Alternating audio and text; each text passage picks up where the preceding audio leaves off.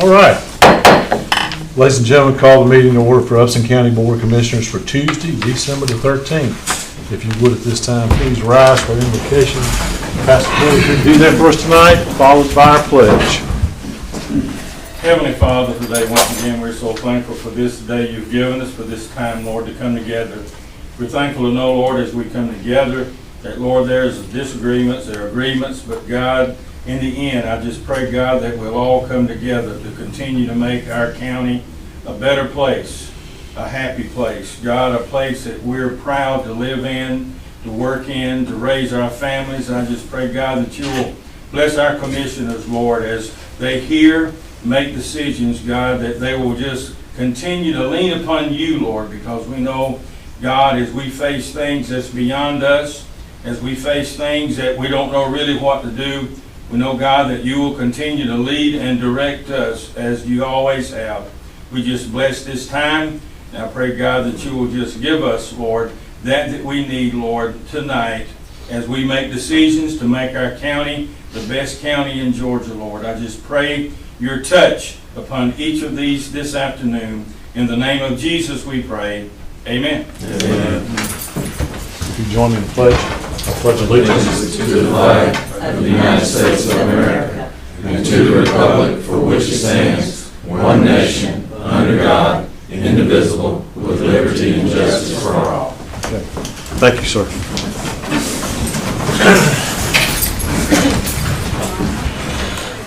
Okay.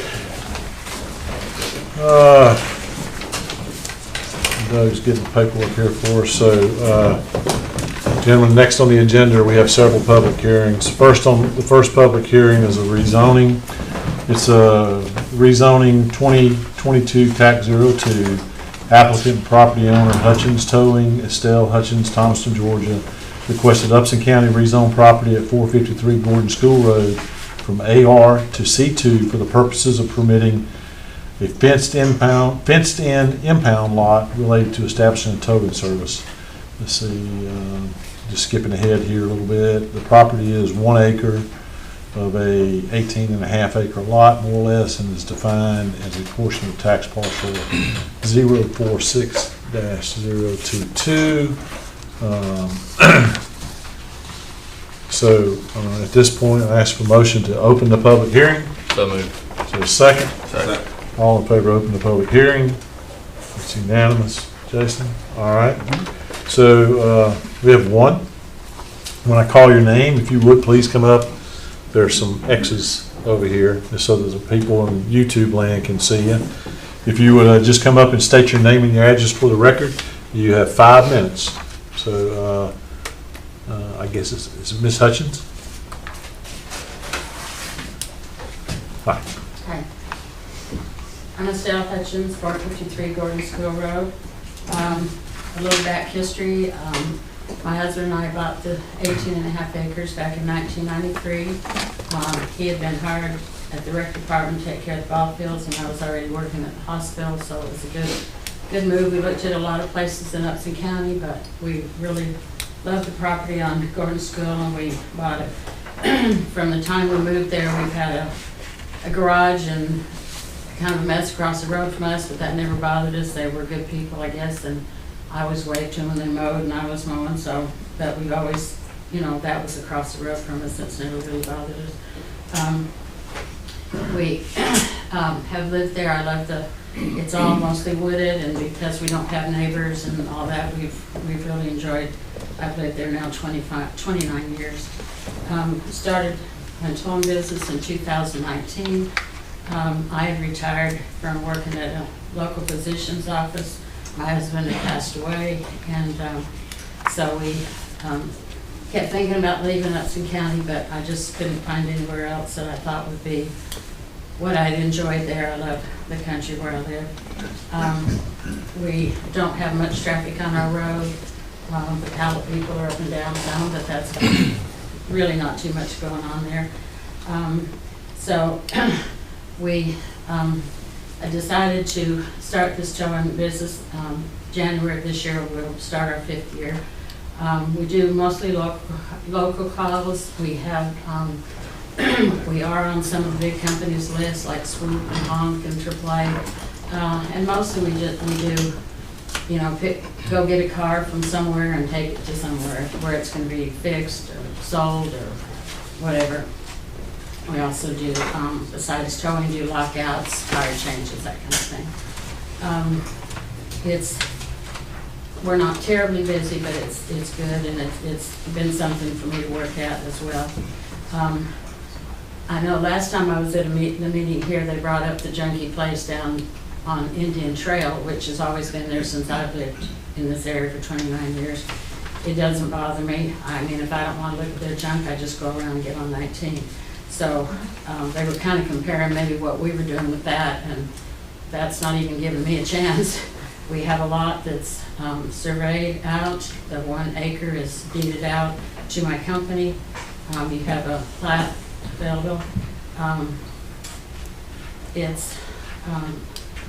I really feel like I want to stay in Upson County, and I feel like it would be a good area for us. As I said, there's not too much going on Gordon School Road. I don't think there's any environmental problems we create, because it's just going to be a car every now and then is what I foresee in the future. It's a business for me, and I've learned a lot since I've done this, and I do want to stay in Upson County, and I don't think will be a detriment in any way environmentally or traffic-wise. I put up with a lot of traffic from the people across the street from me. I've never said anything to anybody about it, but that's changed a little bit recently. But so I think we could obey all the laws that are out there to cover my business at this time. And hope you'll see fit to approve this. Thank you. Thank you, ma'am.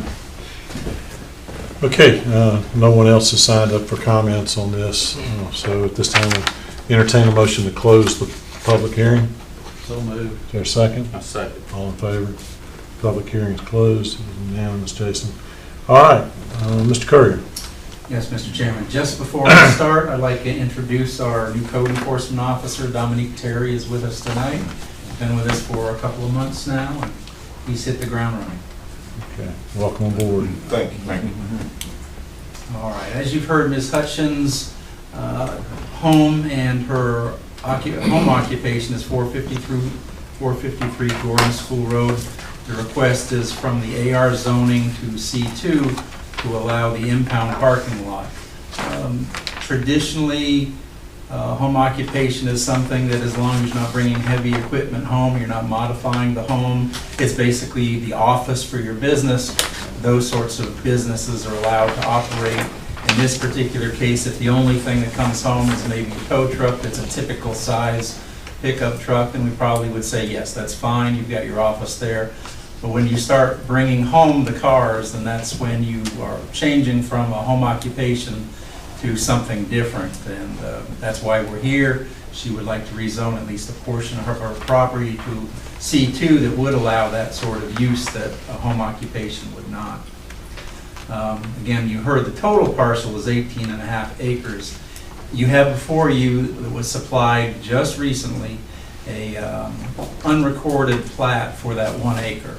That's one of the things we discussed at the Planning Commission, is that you can't create split zoning on a parcel, so unless you split out that 1 acre, you're trying to rezone the same piece of property. So in this case, she has proposed splitting that 1 acre out. I'm going to guess that they may not record it if this isn't approved, and of course they would have to record it if it is approved, because it would have to be separated out from the rest of the AR parcel.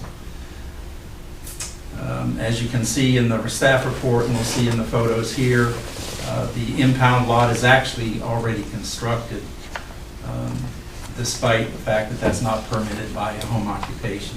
When was it constructed? That I don't have an answer. That's something that would not require a permit. It's basically a fence, a covered fence. So you could put that up anytime and you would not be required to have a permit. So that's something Ms. Hutchins would have to tell you. But she has had a legitimate home occupation tax certificate since 2019. As you see in the zoning map in your staff report, and we'll be about to show here, the entire area is AR, with the exception of some R5. So it's all residential. What surrounds her is AR. And then Marcy Drive to the northwest is R5, but still residential. As you know, both the Planning Commission and the Board of Commissioners have set standards by which proposals like this are supposed to be evaluated, and these are those found in your zoning ordinance. You also have a general description for the AR zoning district as well as the C2. AR is, the purpose is to preserve quiet areas along with the agricultural uses. Residences of a low density nature which are incidental to those activities are also permitted. And obviously quite a bit of our AR is used primarily for residential and not so much agricultural.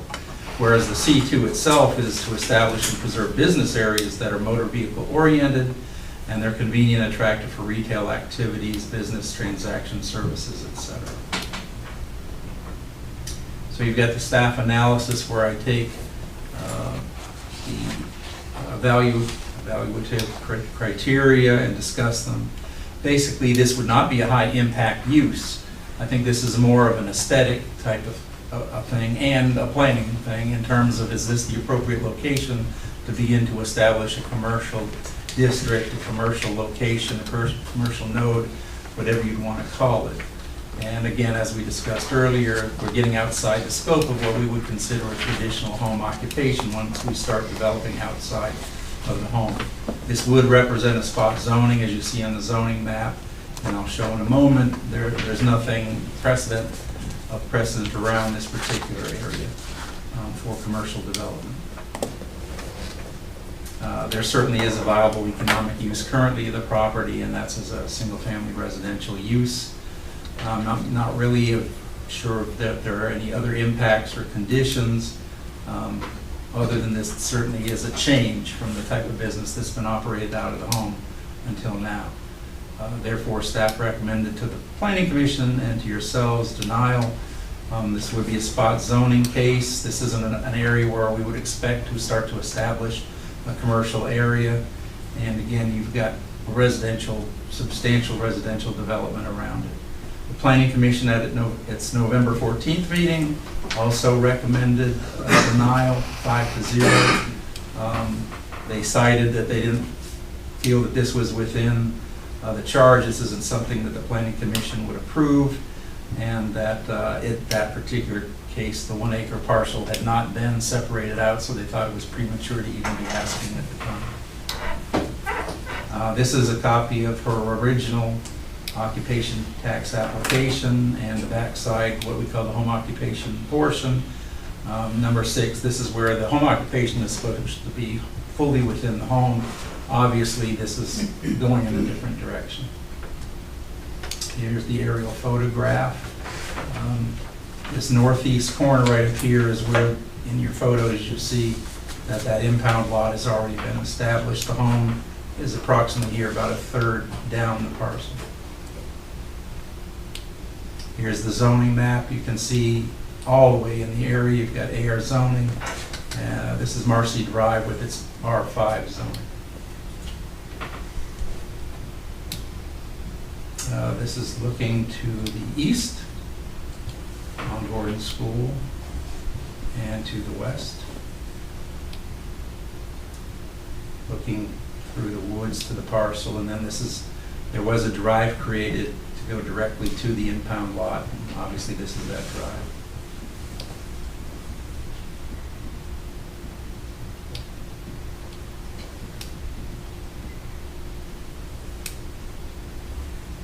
And this is the home that's 1/3 away. It's not really that close to the impound lot. And that concludes the staff report, Mr. Chairman. Thank you, Doug. Yes, sir. Okay. Anybody have any questions? I just would like to ask Doug, I'm assuming have you seen the plat? Yes. In this plat, the area that is fenced in, it's included in the 1 acre, I'm assuming. Correct. Okay, so actually we will be rezoning 1 acre of land, everything inside of it. Correct.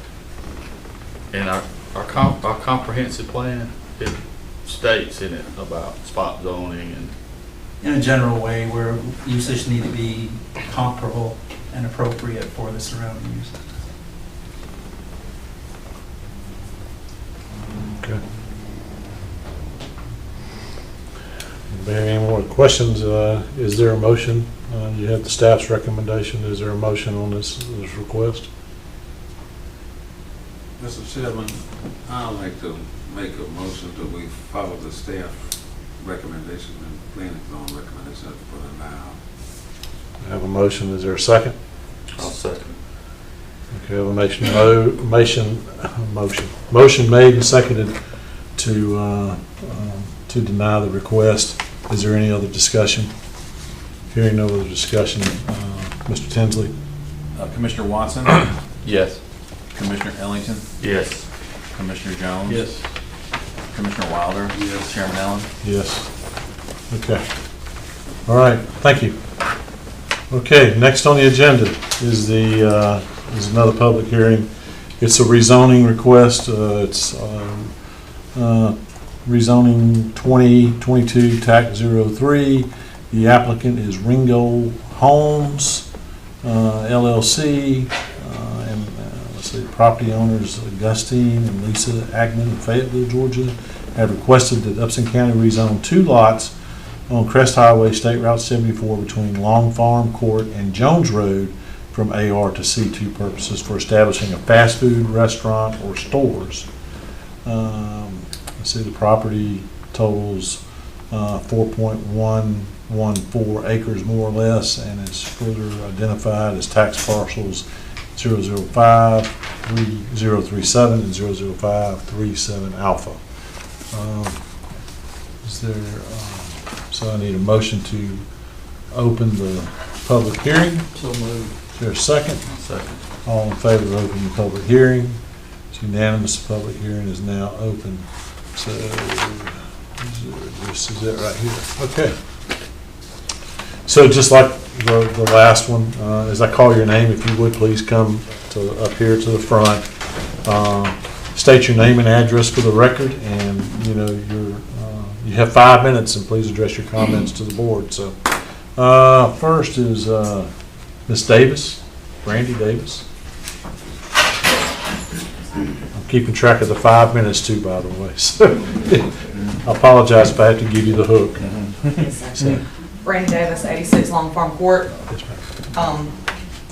I'm coming here to you tonight with not only my concerns, but the concerns of my children. Because one day they will be the owners of my current property on Long Farm Court. We moved here 5 years ago after living in Macon for a few years. I moved my family here to get my kids away from the city, to give them the middle of nowhere life again, while we worked together as a family to build a small hobby farm and homestead. I grew up in a small town of Monticello, Georgia. Some of y'all may know where that's at. And I can speak from experience of what happens when adding a commercial business starts popping up in small communities. Grew up there my whole life. I've seen what it's become. That's why I left. It doesn't end well. We already have heavy traffic with the fact that our road is on a main highway. But when you start adding commercial businesses, it does draw more traffic, which leads to more accidents. The Dollar General down the road is a blind spot, and I used to work there and witness more accidents than I ever wanted to. Because of how dangerous it is to get in and out of their parking lot, where this property is located is a very large deer population. They cause many accidents already coming up to the top of a hill, and it is a horrible blind spot there as well. The number of accidents will only grow having multiple vehicles coming and going from the property trying to enter the highway if it becomes a restaurant, shopping center, or even possibly a gas station. Our large concern is what will become of our water quality. We all know how badly dumpsters leak.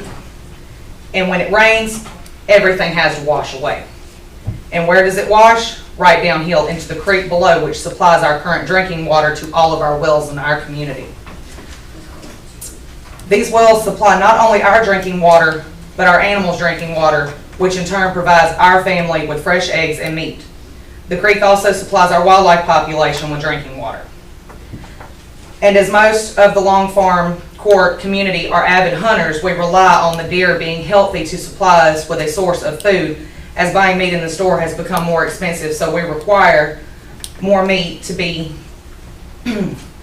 acquired on our own, relying on our deer meat more these days. And if a restaurant or store is added, the extra noise will cause our deer to move farther from our hunting grounds. We have no other source of water, and my children have strongly voiced their concerns on water quality as they go to Upson County schools, and the water they get at school smells strongly of bleach, and they do not want that in their homes. If we were to agree to allow county water to come out into our area. My children are also concerned for their safety. Our road's peaceful. All of our kids like to walk to the stop sign for exercise purposes, as well as play basketball in the cul-de-sac. At this time, they feel safe, but they have said many times that if they lived right up the road by Dollar General, they would not feel safe to play outside. So putting in a restaurant or a store will bring in strangers, in their opinion, too close for their comfort. As we see every day, kids become so reliant on electronics that they don't spend much time outside. I'm lucky in the fact that they do like to play outside, and I do not want to lose that for my family. So in conclusion, me and my family of 6 are strongly against this. Thank you for your time. Thank you.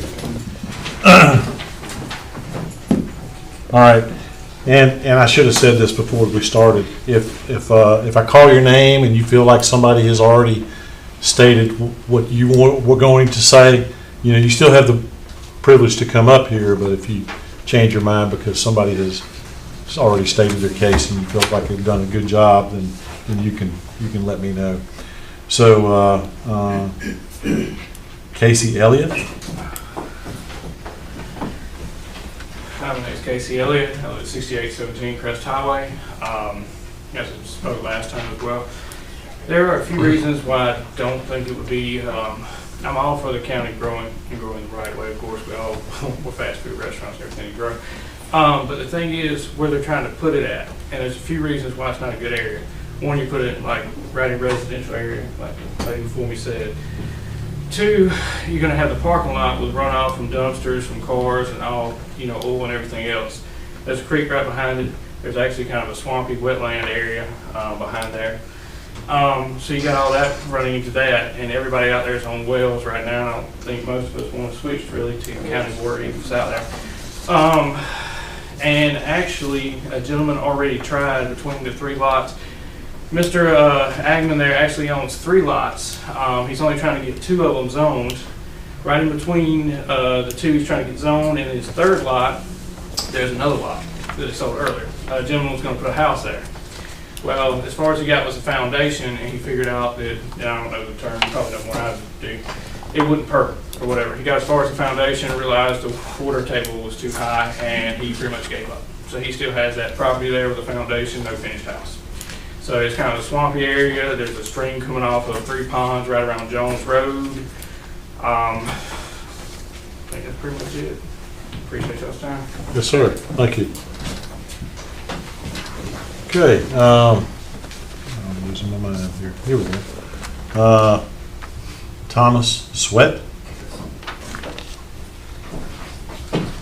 Hey, I'm good. I live at 86 Long Farm Court. My name is Thomas Sweat. As Ms. Davis said, we're avid hunters. I actually am a farmhand, but we're avid hunters and stuff like that out there. We're also into gun safety, and I use the back area of the property to teach her kids and some of the neighborhood kids proper gun safety. And with that coming up, that makes it harder for me to educate our youngsters in proper gun safety because of the added traffic and everything else becomes a risk. So, of course, I'm against it. Thank you. Okay, sir. Jody O'Neill.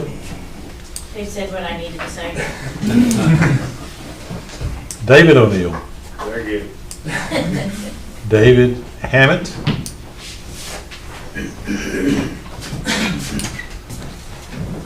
David Hammett, I live at 40 Long Farm Court. Most of what I'm prepared to say has already been said. Like I had a property here shaded in yellow. The pink is the proposed rezoning. I share approximately 400 feet of property line with that. And my kids are grown, but I have grandkids that visit, and I don't like the idea of anything being there.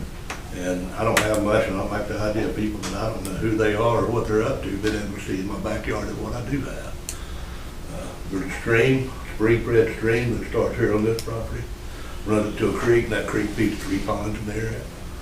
I just want to know that I'm against it. I don't think anybody that lived in that community moved there to be near stores or restaurants or shops. We moved there to be in the country. Thank you. Thank you, sir.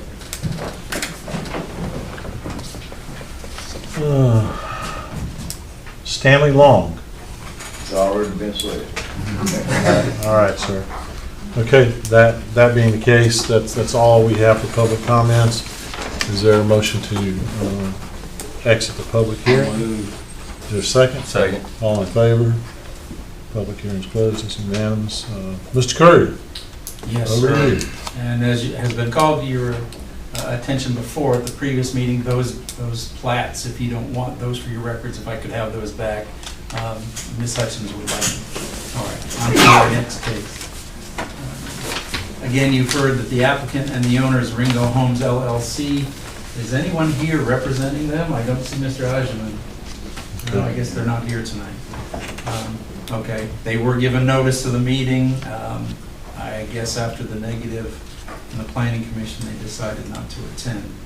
This is 2 lots which combined equal 4.114 acres between Long Farm Court and Jones Road on 74. The request is from AR to C2 for the purpose of establishing a fast food restaurant or stores. C2 zoning does permit any consumer retail business or service, and that would be included in the C2.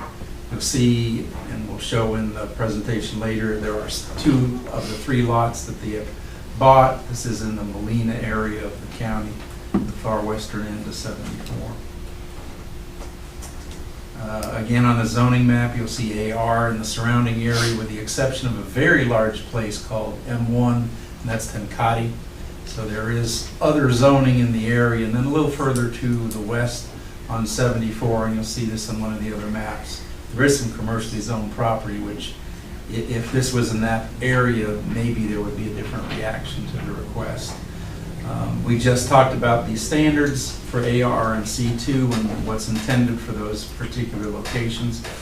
In my staff report, there was an error. It is AR that is the request. Again, we have the review standards, which are standard for all of the rezonings for this consideration by the Board of Commissioners and the Planning Commission. The staff analysis goes through those. This is similar to the last case in that we certainly need to plan where our commercial goes, especially, and this is a more sensitive sort of area in that a lot of people believe that if it's a highway, then it needs to be strict commercialized. And I think that this is certainly the beginning. We've had a couple of similar requests. We may in the future have more requests like this where I think that not only just in your general duties as the county planners and elected officials, but as we work on the comp plan, you may want to identify where we do want growth areas for commercial development on our major corridors. And I don't, and neither did the Planning Commission, think that this was the appropriate location. But you'll see in the second paragraph where just slightly to the west, you have it is a split zoning on a property, but it's a C2C, the C being that it's got to be a gift shop. So unless it's a gift shop, it can't be anything else, and there's currently not a commercial use there. However, it is already zoned C2 with the condition. A little further along, you also have the Dollar General, which was referenced earlier, and then right across the street from that is a former restaurant bar. It was a few things back in the 80s. I did a little bit of research. So that building, which already exists right across from the Dollar General, might have been an appropriate location to add some commercial if this was an appropriate location for it. And those are the sort of questions, whether it's this request or another's. Is this appropriate for commercial? What type of commercial? Are these the right properties? And you do have, what precedents are in the area? Those are the sort of questions you need to ask. And in this particular area, We certainly don't think that it's appropriate, but maybe appropriate is not too far away. And you've already heard reference to the citizens who live in this area. We're certainly concerned about all those traditional impacts. We certainly don't believe that there be any onerous beyond the typical, but certainly, yes, runoff from the parking area, any noise and traffic, whether it's the noise, the pollution, the sound, light, etc., would all be part of this type of development at that location. So while we don't think these are extraordinary impacts from the proposal, there certainly would be traditional commercial impacts impacting the residences along Farm Court. Staff recommended denial. This would be a spot zoning. And again, this is not the area where I would expect that we would want to put this sort of use. But certainly it's an area in general that could be looked at, that we have precedent to the west. The Planning Commission at their November 14th meeting also recommended denial. Here's the aerial. The way the website works, it's this parcel and this parcel, and then you heard reference to the fact that Ms. Rajaman also bought this one. This parcel is not subject to rezoning, with just these two parcels here, and you can see the neighborhood that has been addressing you tonight, represented in these lots. Here's the zoning map, also in your staff report. Again, these are the two lots here, the one that they also own that's not subject. And you can see AR is the predominant zoning in the area. Now to the southwest, I guess, you've got M1 for Tenkati, and that's the property over here. And here's the that C2C, which is only allowed to be a gift shop. Now I identified in your packets here, now this is, you've already got the beginnings in this area, some commercial. Again, this is that one that's zone C2C without anything on it currently commercial. Here's the Dollar General, and then while this is AR, there is historic use back in the 80s. It's been defunct for quite a while, maybe not since the 90s, so they had a legal occupation tax certificate. But back in the 80s, it was a restaurant, it was a bar, similar type uses. So that structure is there. It's right across from the Dollar General. That might have been an okay location for this type of use. There's not a lot out there. This is looking to the west. I believe that is the entrance to Long Farm Court. And this looking back east. And that concludes the staff report, Mr. Chairman. Gentlemen, anybody have any questions for Mr. Courier? Okay, you've had the staff recommendation. Is there a motion on this request? Mr. Chairman, I'd like to make a motion we deny the rezoning. I'll second it. Motion made and seconded to deny the request. Is there any further discussion? Hearing no further discussion, Mr. Tinsley. Commissioner Watson? Yes. Commissioner Ellington? Yes. Commissioner Jones? Yes. Commissioner Wilder? Yes. Chairman Allen? Yes. Okay. All right, next on the agenda, we have a text amendment to the animal ordinance. And let's see.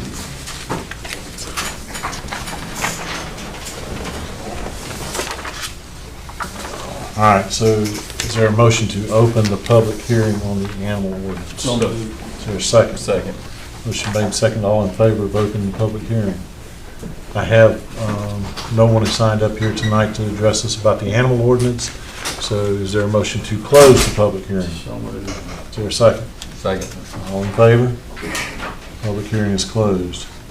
So, all right. Let's see.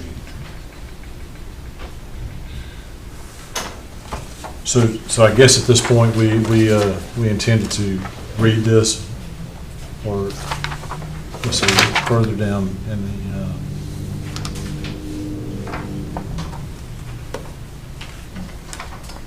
Yeah, we don't have it on the under new business anywhere. So we talked about doing a first reading of this.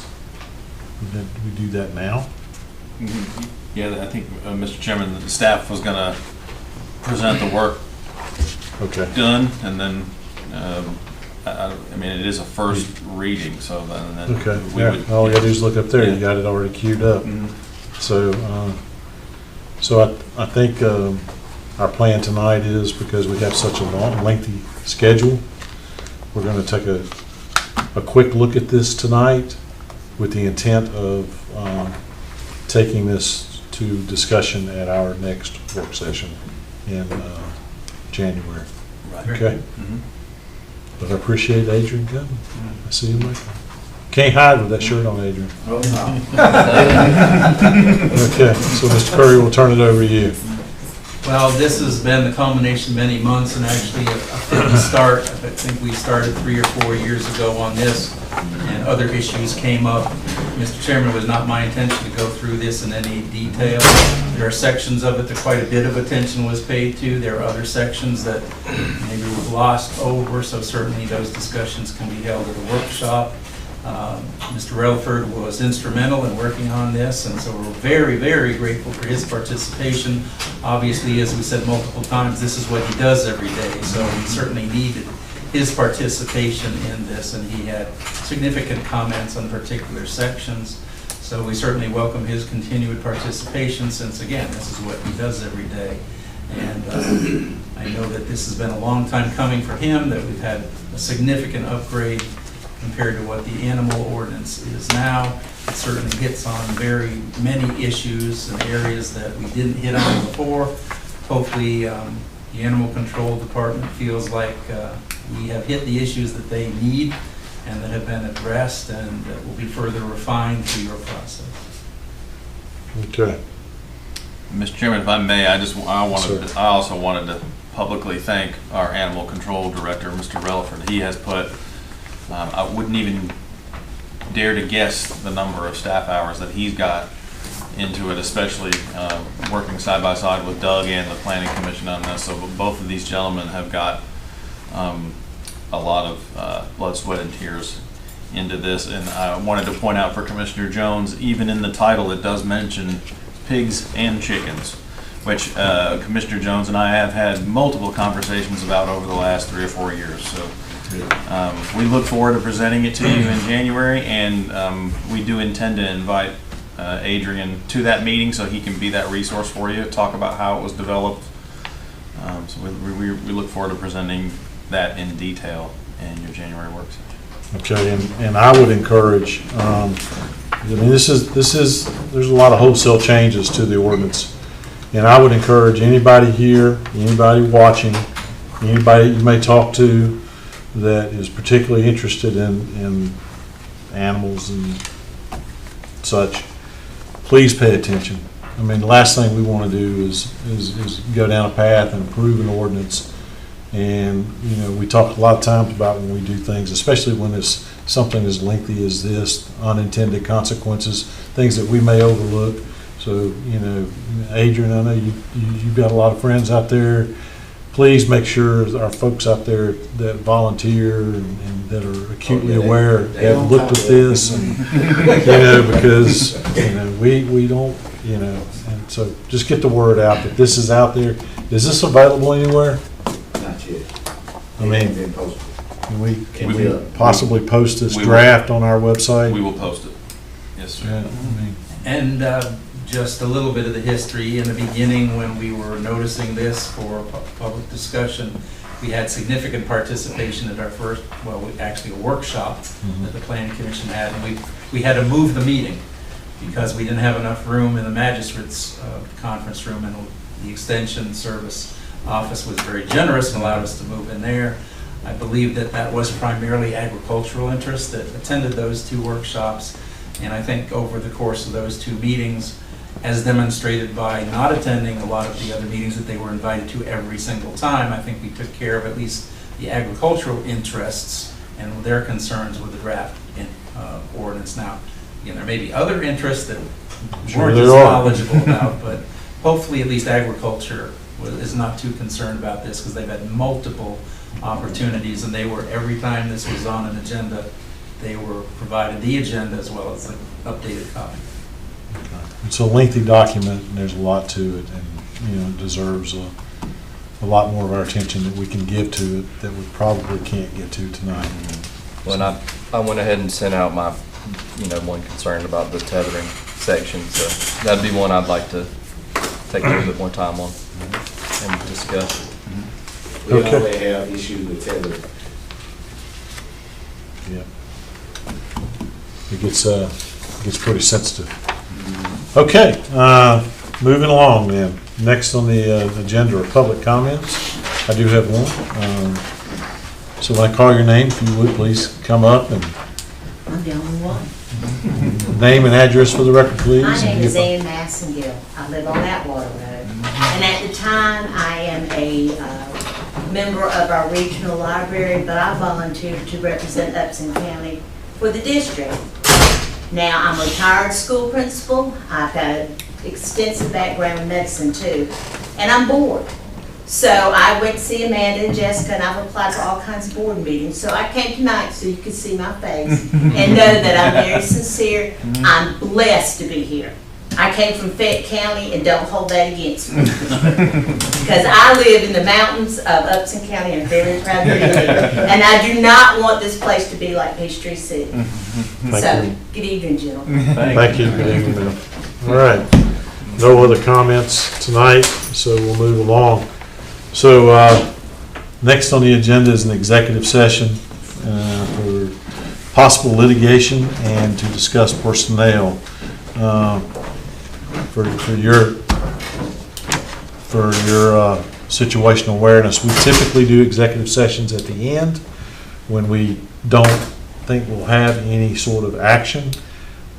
We will have some action and some votes on some things that are discussed tonight. So just bear with us while we're in executive session. We will come back and we will take on the rest of this. So I think we'll probably be in executive session for just a little bit. So we'll get through it as fast as we can. So y'all hang in there with us while we're in the back, and hopefully we'll see you when we come back out. So Do we need a motion for it? I need a motion to enter the executive session. Is there a second? All right, all in favor? We're going into executive session. We're just going to step back here. We'll be back. I appreciate y'all coming. Commissioner's email. You just pause that. Yeah, it sort of takes us back. Change. Let's go back to the Yeah. Oh, you mind?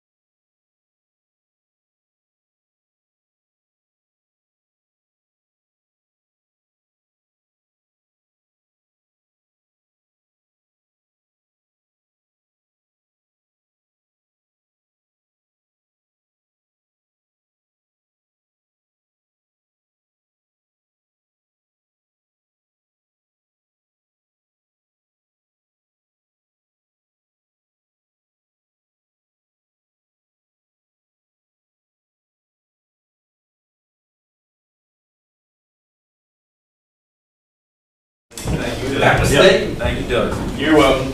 We love you, Doug. And you too, Doug.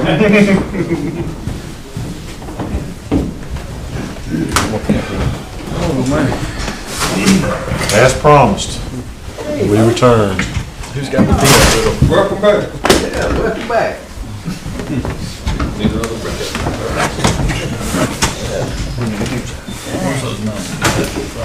Paul, I think I need some of those, peppermints you brought in. Okay, by we time. back Y'all live. been gone. All right, gentlemen, we're back live, so,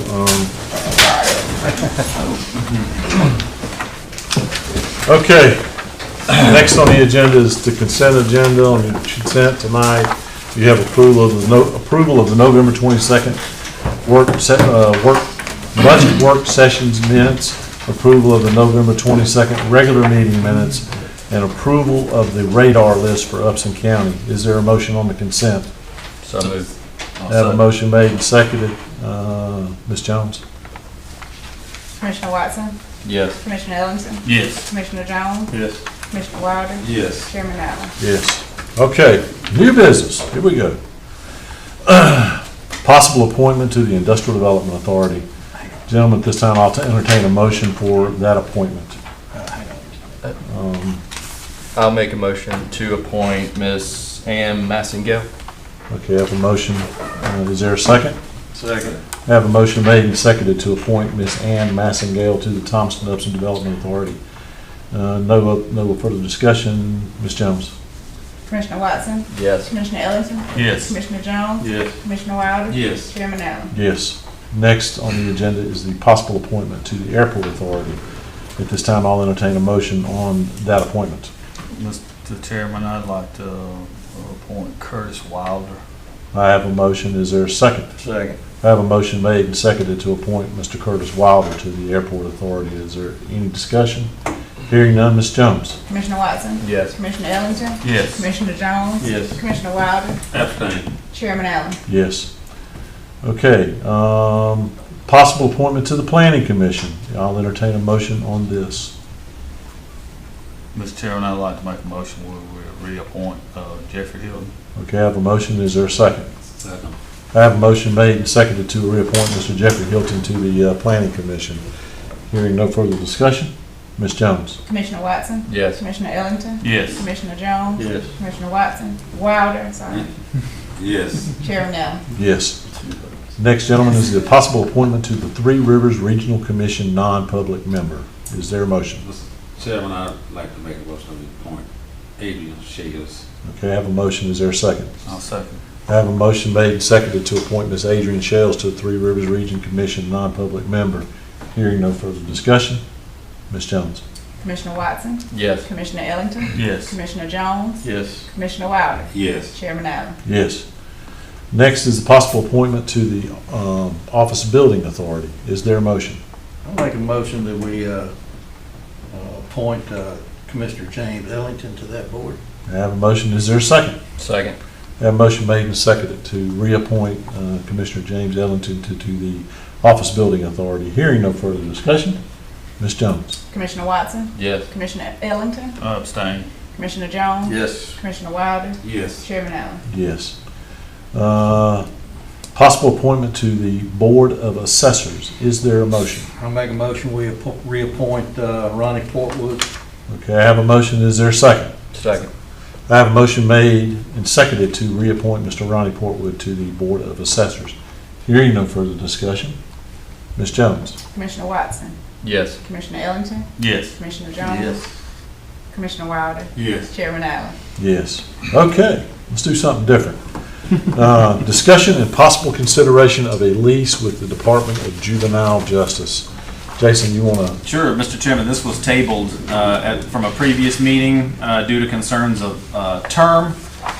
As you can see, those issues have been addressed, so what Juvenile Justice came back with us on this facility was basically 3 6-month terms in succession. But I would like to make a recommendation, if the commission is poised to approve this, that we strike Section 2B and strike Section 6. So 2B is and I apologize to the board, when I had talked to the person that is handling this lease at Juvenile Justice, we had discussed removing these items. I just included the wrong copy of it in your packet. So you have one that includes those, but item 2B is where we would pay for the utilities. We're going to ask them to continue to pay the utilities like they have been. And then section 6 is janitorial services. We don't provide janitorial services there now, so I'm not recommending that we do it in the future. So what they had originally sent to us was a 10-year lease, and I know several of the board members have talked publicly and independently with staff about maybe one day looking at that facility as potential surplus property. So this would give us the opportunity to get out of that lease if the board so chose to go another direction with the facility. Okay. So obviously staff recommends approving this rental agreement. So with the 2 strikes, Mr. Chairman. With those 2 modifications. Is there a motion? I'll make a motion to approve it with the scratching of 2B and 6 in the agreement. Okay, I have a motion. Is there a second? Second. Motion made and seconded to authorize this rental agreement with the Department of Juvenile Justice as amended. Any further discussion? Hearing none, Ms. Jones. Commissioner Watson? Yes. Commissioner Ellington? Yes. Commissioner Jones? Yes. Commissioner Wilder? Yes. Chairman Allen? Yes. Okay, next, discussion and possible consideration of a whistleblower policy. So, Mr. Chairman, the board may remember when we sat down with our auditors to go over some of the management findings as a result of our annual financial report. One of the things that they made a management recommendation on is that we didn't have an official policy on how to report malfeasance, essentially. And so what we've presented to you is something that would satisfy that recommendation. And the purpose of the policy is to establish a procedure for employees to report on violations of Upson County Board of Commissioners policies and procedures or suspected violations of law. So the way we wrote this, and this would become, and as you can see, our HR director has already incorporated it to be slip sheeted, into our personnel policy, but it essentially creates a form and a process for which someone could reach out to someone that is not a board member or a member of management staff. So whether it was someone that sits on this board, myself, or the chief financial officer, for example, if someone felt like that they needed an independent person to report to, then they would have the option of doing one of 3 things: reporting it to the county attorney, reporting it to the human resources officer, and if they felt they needed to go out completely outside the organization, the 3rd option is to report it directly to the district attorney's office. So it lays that out, and then it also includes a little form where they can fill out and submit. Okay. So the first call is to the county attorney, not to HR. Correct. And the rationale behind that was to just try to take it outside the organization Right. as much as possible. Right. But then the second one is to bring it into HR. Right, so it gives people the option of, depending on what their complaint would be, if they had a notion that potentially the only other appointed member of your staff is potentially not someone that they. So it doesn't say, so what we're saying here, it doesn't say that they have to go to the No. county attorney. No, It's options. yeah, it's options. Primary responsibility will be pointed to the county attorney. Secondary responsibility will be the HR. Right. It's a succession, so if you don't like A, then you go to B. If you don't like B, you go to C. Okay. Yep. Anybody have any other questions? And this matches, almost identically to what most state agencies have as their whistleblower policies. little bit of difference, but they actually use the same succession in theirs. Except in the instance of the third option where we say district attorney, they would say inspector general. Other than that, it's pretty similar. I think we got this from State Department of Treasury was what the model was. So. Okay. All right, gentlemen, is there a motion on this policy? So moved. So moved. To adopt it. Okay. I knew that's what you meant, but I don't know what you said. I need to say Is there a second? Second. So I have a motion made and seconded to adopt this whistleblower policy as presented. Is there any further discussion? Hearing no further discussion, Ms. Jones. Commissioner Watson? Yes. Commissioner Ellington? Yes. Commissioner Jones? Yes. Commissioner Wilder? Yes. Chairman Allen? Yes. All right, let's roll up our shirt sleeves. It's time to get it's time to get down to the nitty gritty.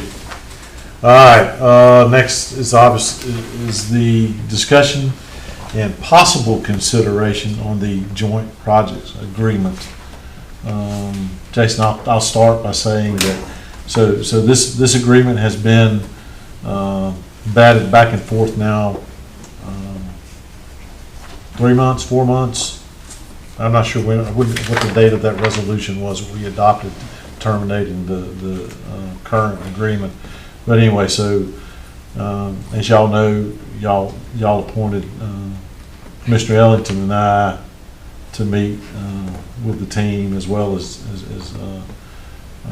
Jason and Alan had participated in some of these discussions, and we had 2 meetings with the city and just kind of went through the old agreement, and then this was done, and we expected it back sooner. I'm not sure, but regardless, we got it.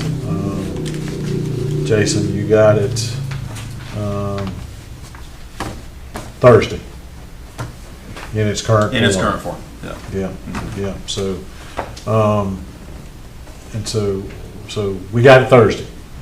With that, Jason, is there anything you'd like to add before we go through it? No, and I'll just speak from the staff perspective, Mr. Chairman, and I think perhaps you can speak from the policy side of things. One of the things that was difficult for staff on both sides to work through was, I think as part of that agreement in principle, we had discussed entertaining a credit of sorts back to the city that would try to encapsulate any differences in compensation for employees, essentially how their employees are compensated versus how our employees are compensated, to make a determination if one set of employees has a richer salary and benefits than another side, that either way we would find a way to equalize that through this agreement, and that's really what the Alan and I's focus has been over the last few days, working with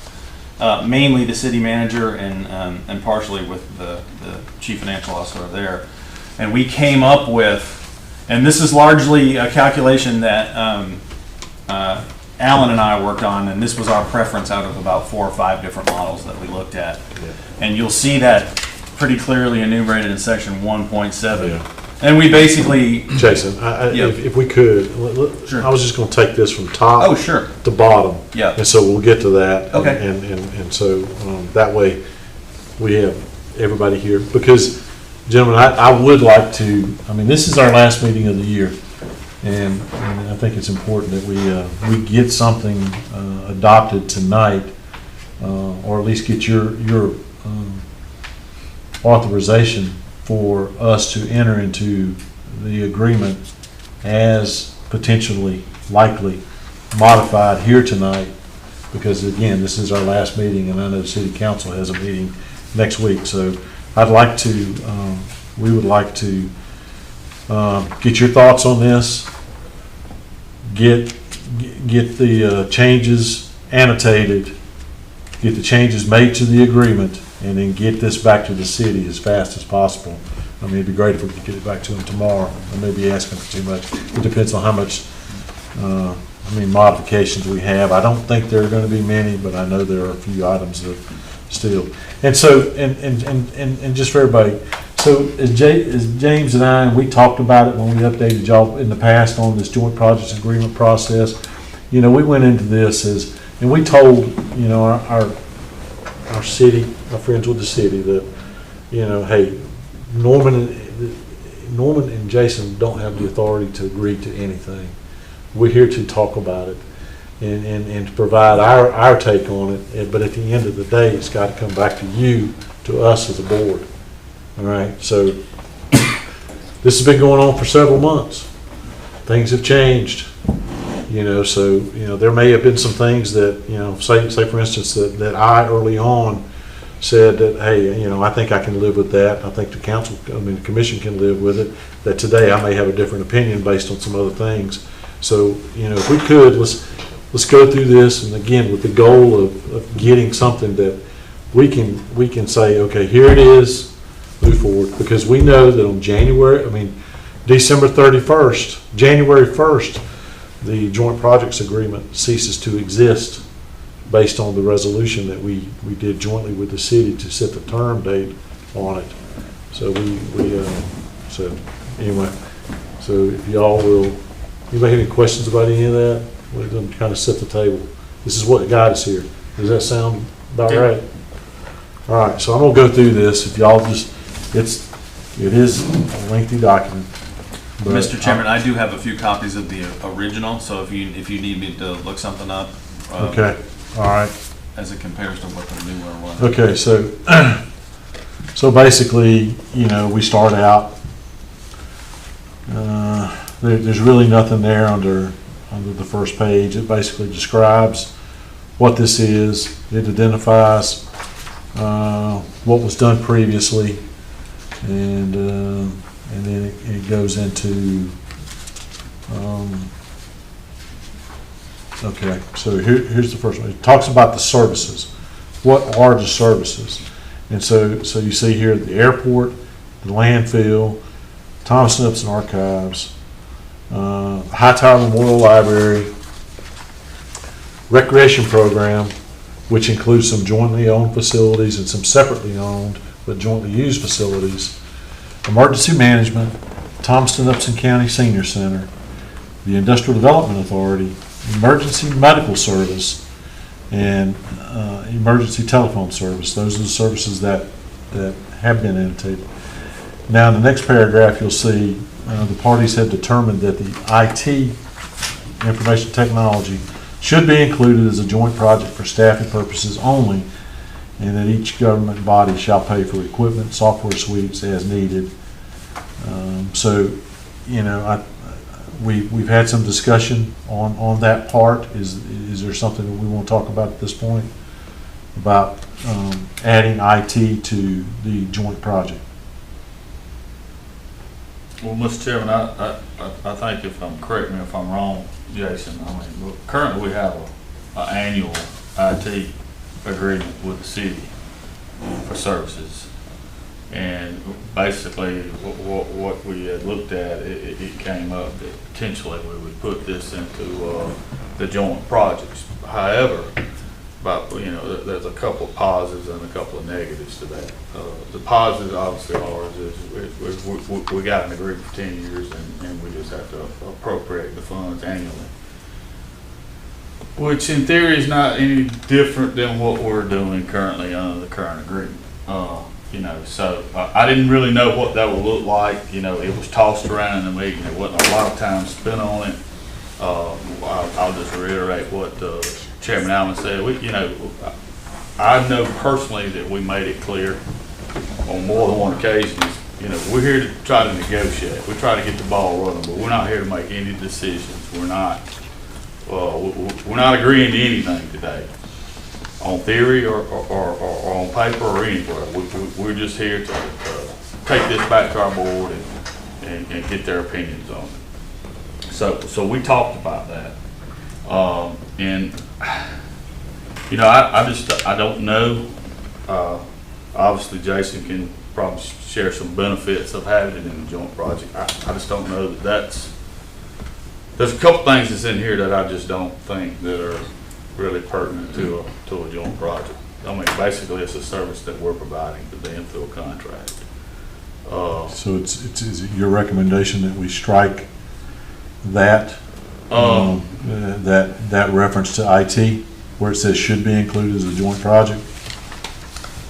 You know, I want to share this. You know, obviously, if we go into that spectrum, everybody understands the split here, right? The county pays, let's see, Upson County's at what, 64.9, and the city's at 35.1. I don't really see the benefit of being part of a joint project. When I say 64.9 and 35.1, our portion is 64.9, the county. So our joint projects budget includes paying 64% of the cost of that. So, you know, I think it's working right now. I know Jason has a varying opinion on that. I just really want to get some feedback from you guys on that. I mean, Well, do we know what the net difference is between the two? We did calculate it way back when we talked about it, but yeah, without going back and looking at the notes, I don't know. But I will say too, what it does is it you know, this will go on to our portion or our specific joint project special taxing district, so that will fund IT now rather than the general fund if that's what's approved. So that was one of the benefits. And then, as I had shared with Commissioner Ellington in a one-off conversation, I saw the benefit as codifying that for a long period of time, so we have some consistency. Right now, we're doing actually a lot of the time we're doing a last-minute annual renewal. So we've built up some really good expertise on that team. You know, it seems to be going really well, and I think both entities really benefit from sharing the resource and the expertise. So in my opinion, it just sort of locks us into having that long term and having the flexibility of not having that. I mean, I guess in the end, it doesn't necessarily matter. You're going to levy on one side of the tax or the other, but it does. But it does give you the option to put it on your special taxing district side rather than your general fund side. So those are the kinds of those are the things that, and then that was really, the IT was something that I had requested originally. That wasn't necessarily something that the city was pushing for. And the only other thing that makes me a little hesitant about that is, which leads into a totally separate conversation, and I'm not sure you're ready for me to go there yet. Giveth and take away. When you go to the fringe compensation, you know, we're going to add that to a list that we're going to refund back to them more fringe. And I got a lot to say on that one. But Well, would your thought change on IT if the fringe? absolutely, yes. It will be without the stipulation for the salary difference or fringe difference or however you want to would be label okay it. with leaving it in? You know, I'm having a little trouble getting past 64 and 30, 65, 35, and them having a, you know, and it's been this way for as long as I'm aware of, way prior to me, that this agreement didn't take into consideration, you know, it plainly states in the agreement, these are county employees and they fall under the county personnel policies. I don't know, I'm struggling with that one. And Mr. Chairman, I think it's important to add too, I think that IT came up early in the conversation. It did. All this was long before these other concepts came into play. Yeah. In fairness to us both. This agreement with the city for providing IT services has worked. So if it ain't broke, you know, I mean, because, IT, that world changes every day, and we're putting it into a 10-year agreement, so would we be better off? And right now, I mean, there's no, there are no organizational lines being blurred with the way it is now. Robert works for Jason, works for the county, and they provide that service to the city as agreed to in that agreement. So, so based on all this conversation, do y'all have any thoughts one way or the other on making IT? Do we want IT to be a joint project or not?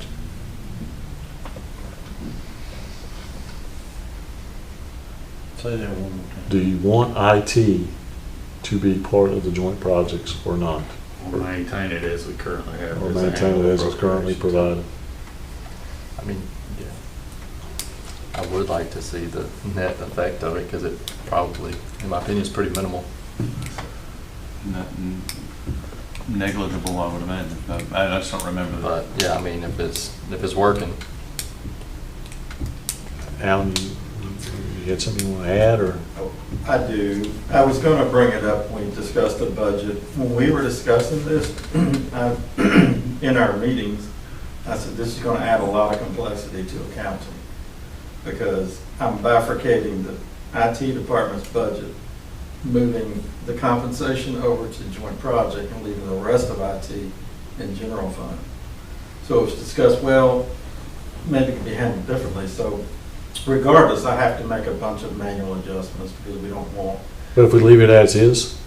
Leave it as is, it works fine. I don't know about the differential. My thing is the contract needs, if you stay with the contract, my recommendation is it needs to be reviewed every year.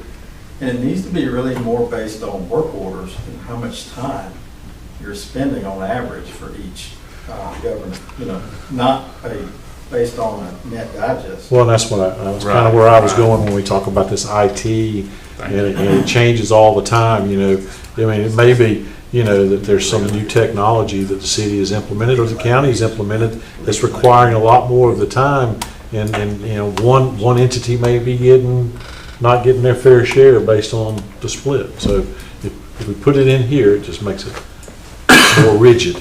And I'm not proposing, don't make decisions because it makes accounting simpler, obviously, but it It's time and money. It creates That's a time. headache. It's time and money. My opinion is leave it like it is. All right, I have one leave it like it is. We have another, I'll leave it like it is. I agree with that. You agree with that? Leave it like it is? Okay, so if we go in where it says, whereas the parties have determined, we strike that all the way down to needed. Then the next, this is where some changes to this whole thing, where this is the paragraph where a lot of this stuff was made. The IDA, the parties have determined, let's see, so that needs to be in there, that, and then it starts striking it right there where it says information technology. So then it would read, whereas the parties have determined that IDA should remain a joint project with distinct funding applicable to the operation thereof. Any issues with that? Yes, because farther on down the road, tell you they don't want to fund it. Well, That's under structure. so IT totally out of it. that is getting IT totally out of it. Well, there's more reference to IT in here, but that's, I'm just going through this, going through this one paragraph here. Okay. So the next part of that paragraph says, whereas the parties have determined that IDA should remain a joint project with distinct funding applicable to the operation thereof. So kind of to set the table, what that means is going forward that each body, and there's some language in here that we'll get to in a minute, but it basically is leading to the IDA would be the determination to fund the IDA for each budget year would be at the discretion of each body, and that there's some requirements that the IDA would provide, goals and objectives and things like that. So that's why that's in there like that. And I would say that we leave that as it is for the time being. And then it said, okay, and then it goes into after the IDA funding applicable to the operation thereof, and emergency medical service should no longer be a joint project. That goes to what we've been talking about, where, you know, they've expressed that they want to allow for the county to provide EMS service in the incorporated service district, and that we would pay for EMS through a county-wide levy.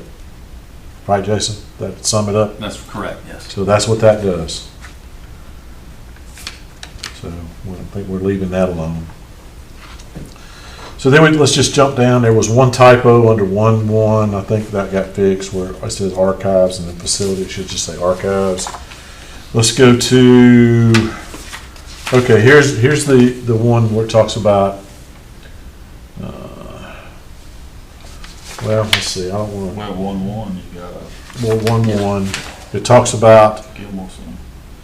It didn't call it out up above. And Yeah, so joint projects defined.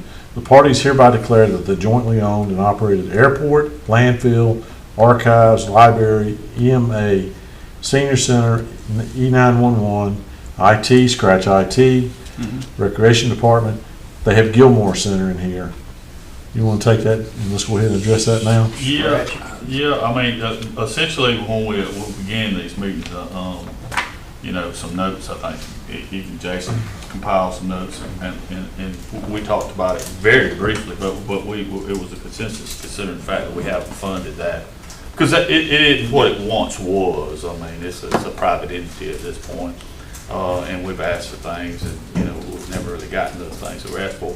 So we determined that we were going to eliminate it from joint projects. And it's obvious by this agreement that it was a last hour decision to put it back in, because if you'll notice by the language, it leaves it out in a lot of sections and then it puts it in a lot of sections.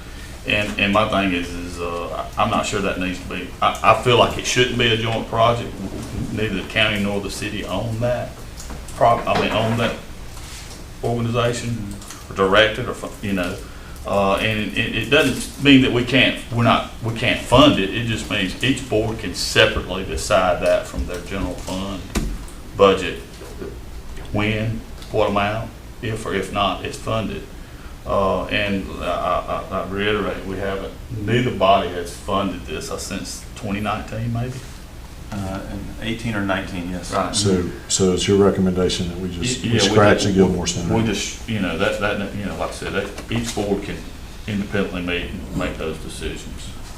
Any issues with that? Because again, it really, during our discussions with them, it wasn't even really approached. Right. Other than the fact that we were going to scratch it. Yeah. I think on both their notes and ours, it said omit. And now it's back in. Okay, so we say omit Gilmore, and then in IDA constitute provision, joint projects, blah, blah, blah, blah, blah. That's what funding by percentage, 1.2, funding of percentage share by net ad valorem tax digest. Anybody see anything? Let's see. Funding of joint services. See, like 1.2 sentence 3 IT needs to be struck. Okay. Yep. IT staffing purposes only. Strike. And then it gives the example. It says currently Upson County Incorporated Digest is 64.9, City of Thomas 35.1. Upson County share of said cost should be attained on tax levy by a special taxing district composed of the unincorporated area of Upson County and any agreed upon contributions from the city.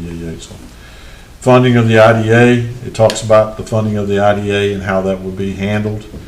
That the executive director would submit to each governing body, you know, general provisions for funding of joint action plans, goals, budgets, and the parties agree that the goals and objectives, it talks about goals and objectives and how they're modified. It basically says that, you know, if we agree, if we as a commission agree that, you know, that, hey, we're on board with, you know, the plans for that authority and we want to support it with taxpayer funded money, I mean, then we can certainly do that, but it's going to be based on goals and objectives. And it talks about And it says, the executive director or his or her designee shall be responsible for and provide updates on the goals and objectives and achievements thereof to the governing bodies at the joint quarterly meeting scheduled below. There's a reference in here, we'll see later, where we said, how we had in the old agreement, we were supposed to meet. It never really defined when we were supposed to meet. We put designated meetings, dates in here that coincide with either a commission meeting or a council meeting. All right, so let's see. The IDA shall submit to a semi-annual audit, or to an annual audit, and if there are any funds that were not utilized by the IDA within the period of funds that were appropriated, those funds shall be returned to the governing body, prorated between the city and the county based on their respective portion of funding. Okay, and then 1.4, we get into funding the Gilmore Center. We said scratch 1.4 in its entirety. Jason, I'm gonna let you give me a breather here. 1.5, because this is the expenses for the Thomaston Upson County Government Complex. You're a lot more familiar with this than I am, so. 1.5, okay. 1.5, this is what we talked about the facilities, or that's what I have, 1.5 on page 5. Yep. So interior and operational costs of the property will be, and they identify what they are, map and parcel, and we refer to it as Thomaston Upson Government Complex, and the meat of it is any portion of the footprint of the property solely used by the city shall be paid for by the city. Any portion of the footprint of the property that used by the county shall be paid entirely by us. And then here's where we get into how we share the costs. Any portion of the footprint shared shall be paid in equal shares, provided that no interior operational costs will be expended until such time as it is approved by both bodies. And I think we needed another indent with another reference. So if either party stops using any portion of property, the expenses for that portion shall be set forth, and I think there was a reference issue there.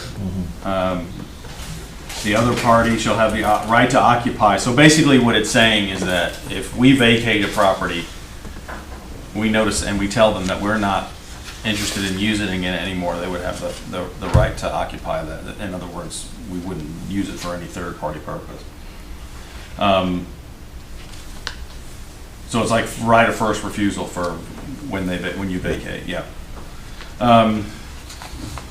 So for capital improvements in section B, we're agreeing that and this is important the way they define it, capital improvements shall be the addition of permanent structures or the restoration of some aspects of the property that enhances the property's value or prolongs its useful life or adapts to new uses for jointly. Okay, so what we're saying is, and I think in one of the conversations I had with an individual commissioner, like a good example would be the boiler replacement. So those are the types of capital investments that we're talking about. You know, roofs, windows, anything having to do with the exterior, so brick or ground, sidewalks, porches. What we're saying is that our first way of funding that is to put it on the next SPLOST referendum, and that we would agree that it would be a tier 1 project. So that does qualify as a tier 1 project because it's a government facility. So what we would do then is include that on the referendum for the improvements. And then it goes on to say in the next section, and I'll paraphrase, if that does not occur, then we will agree to fund capital improvements based on the joint projects split. So if it's coming from our own general funds and not from SPLOST funds. One of the things, and I talked to the city manager about this today, one of the things that we omitted, it was language about how we recover the costs if the property is liquidated, sold. So I think what I had indicated to him that we do need to add a little language in there that spells out exactly, once we make these investments and then say 15, 20 years future boards want to then divest the property, we've obviously made investments at different rates. Potentially, if it's not through SPLOST, how do we divvy those proceeds up? So we would have to potentially add 1 or 2 sentences of language on how that would be accomplished. And that could be done. Yes, and Later. And I recommended to the city manager that if anything that's SPOS funded should just be split 50-50 because that's a county-wide tax and that's what we're agreeing to as a tier 1 project. But if there are capital improvements that are funded by joint project split, then there should be some credit for those if we've done capital. So we would just put that language in, and then the administrators of the document in the future would have the opportunity to go back, look at the financial records, and then decide how they needed to split that up. We would give them guides on how to do it. They would actually have to calculate it when the time came. So. Okay, the only question I have that, are we gonna put that language in this? It's not gonna be in this one, is it? I don't have that language. I would probably need to sit down and talk to Heath about how we would word I it. mean, if we're gonna send this back with our redactions or additions. Yeah, we would need to insert it. We would need to insert it. Yes. Well, let me just play devil's advocate, because again, I'm trying to get this document back to them, ready to go with our stamp of approval, our signature on it. We're not going to be selling any property anytime soon. No. So, that just came from put this on because there was also some discussion about how to make sure that generations from now would understand what was agreed to, and we talked about at the meeting about putting in the deed, and we did, and there seemed to be, there was no problem doing that, and there's no language in here for that either. Yeah. If we don't put it in this agreement, there's no teeth to address it later. We would have to we'd have to update that section of this agreement. And so that's option A. Option B is to leave it as it is, and then future boards and councils would decide how they want to split it. We just wouldn't enumerate it for them; they would just decide. So that's the other, and I think that's kind of that was the challenge that the city manager was having, trying to come up with language in their attorney, and that's why they, after talking with him today, that's why they didn't insert it, because they couldn't figure out how to word it. And I think the way they look at it is that, well, a future board and council want to liquidate the facility, then they would have the opportunity to hash it out at that time. And we just wouldn't tell them how they have to. We've got a better attorney though, right? Well, he can figure it out, right? Because it could be a little bit of a complicated calculation. Like you could maybe put the language in for the concept, and then maybe that would give some guidance. We have identified that at some point down the road, and long road, I'm sure, that it could be an issue. Maybe one day when we're bored and don't have anything else to do, we go back to this and fix this. Or if we want to enumerate it in there to take care of that for some point down the road. But I mean, again, with the goal of getting this document back, because January the 1st, this all goes away. There's nothing. I just don't want to tie it up. I mean, it's December 13th. Yeah, no, they were late getting it to us. We just got it, so. And I mean, and I think it was intentional. Commissioner, Wilder and Jones and Watson are basically seeing this for, the first time as of Thursday. So with language change, right? So, Mr. Ellington. So, can we just forego any of that and just and move forward? Yep. Everybody okay with that? So 1.6 is the jointly owned facilities excluding this complex. And what's the difference there, Jason? I mean, is there anything there that we need to call attention to? No, again, it talks about using SPLOST, and then if you look at 16A2, it talks about the if-then, if the referendum does not pass. Yeah.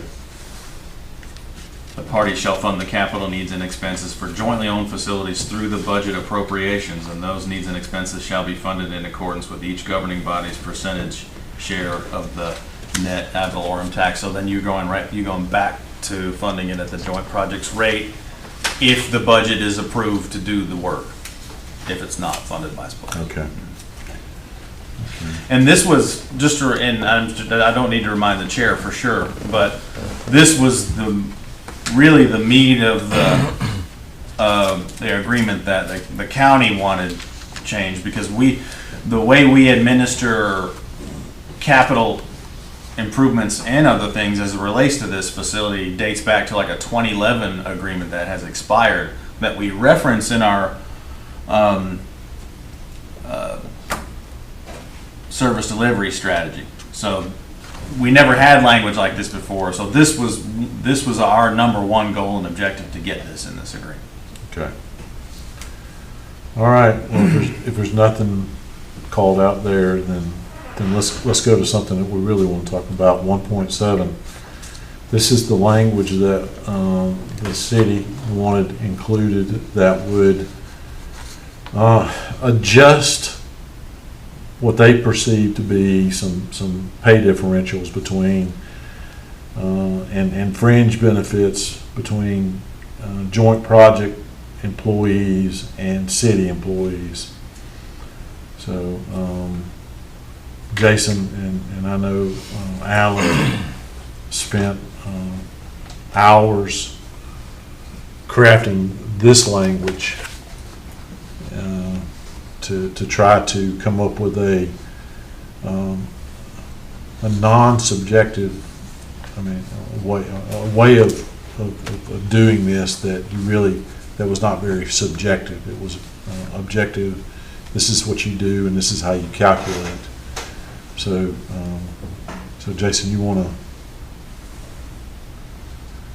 Yeah. So, actually, Mr. Chairman, if you don't mind, I would defer. Let me defer this to Alan, only because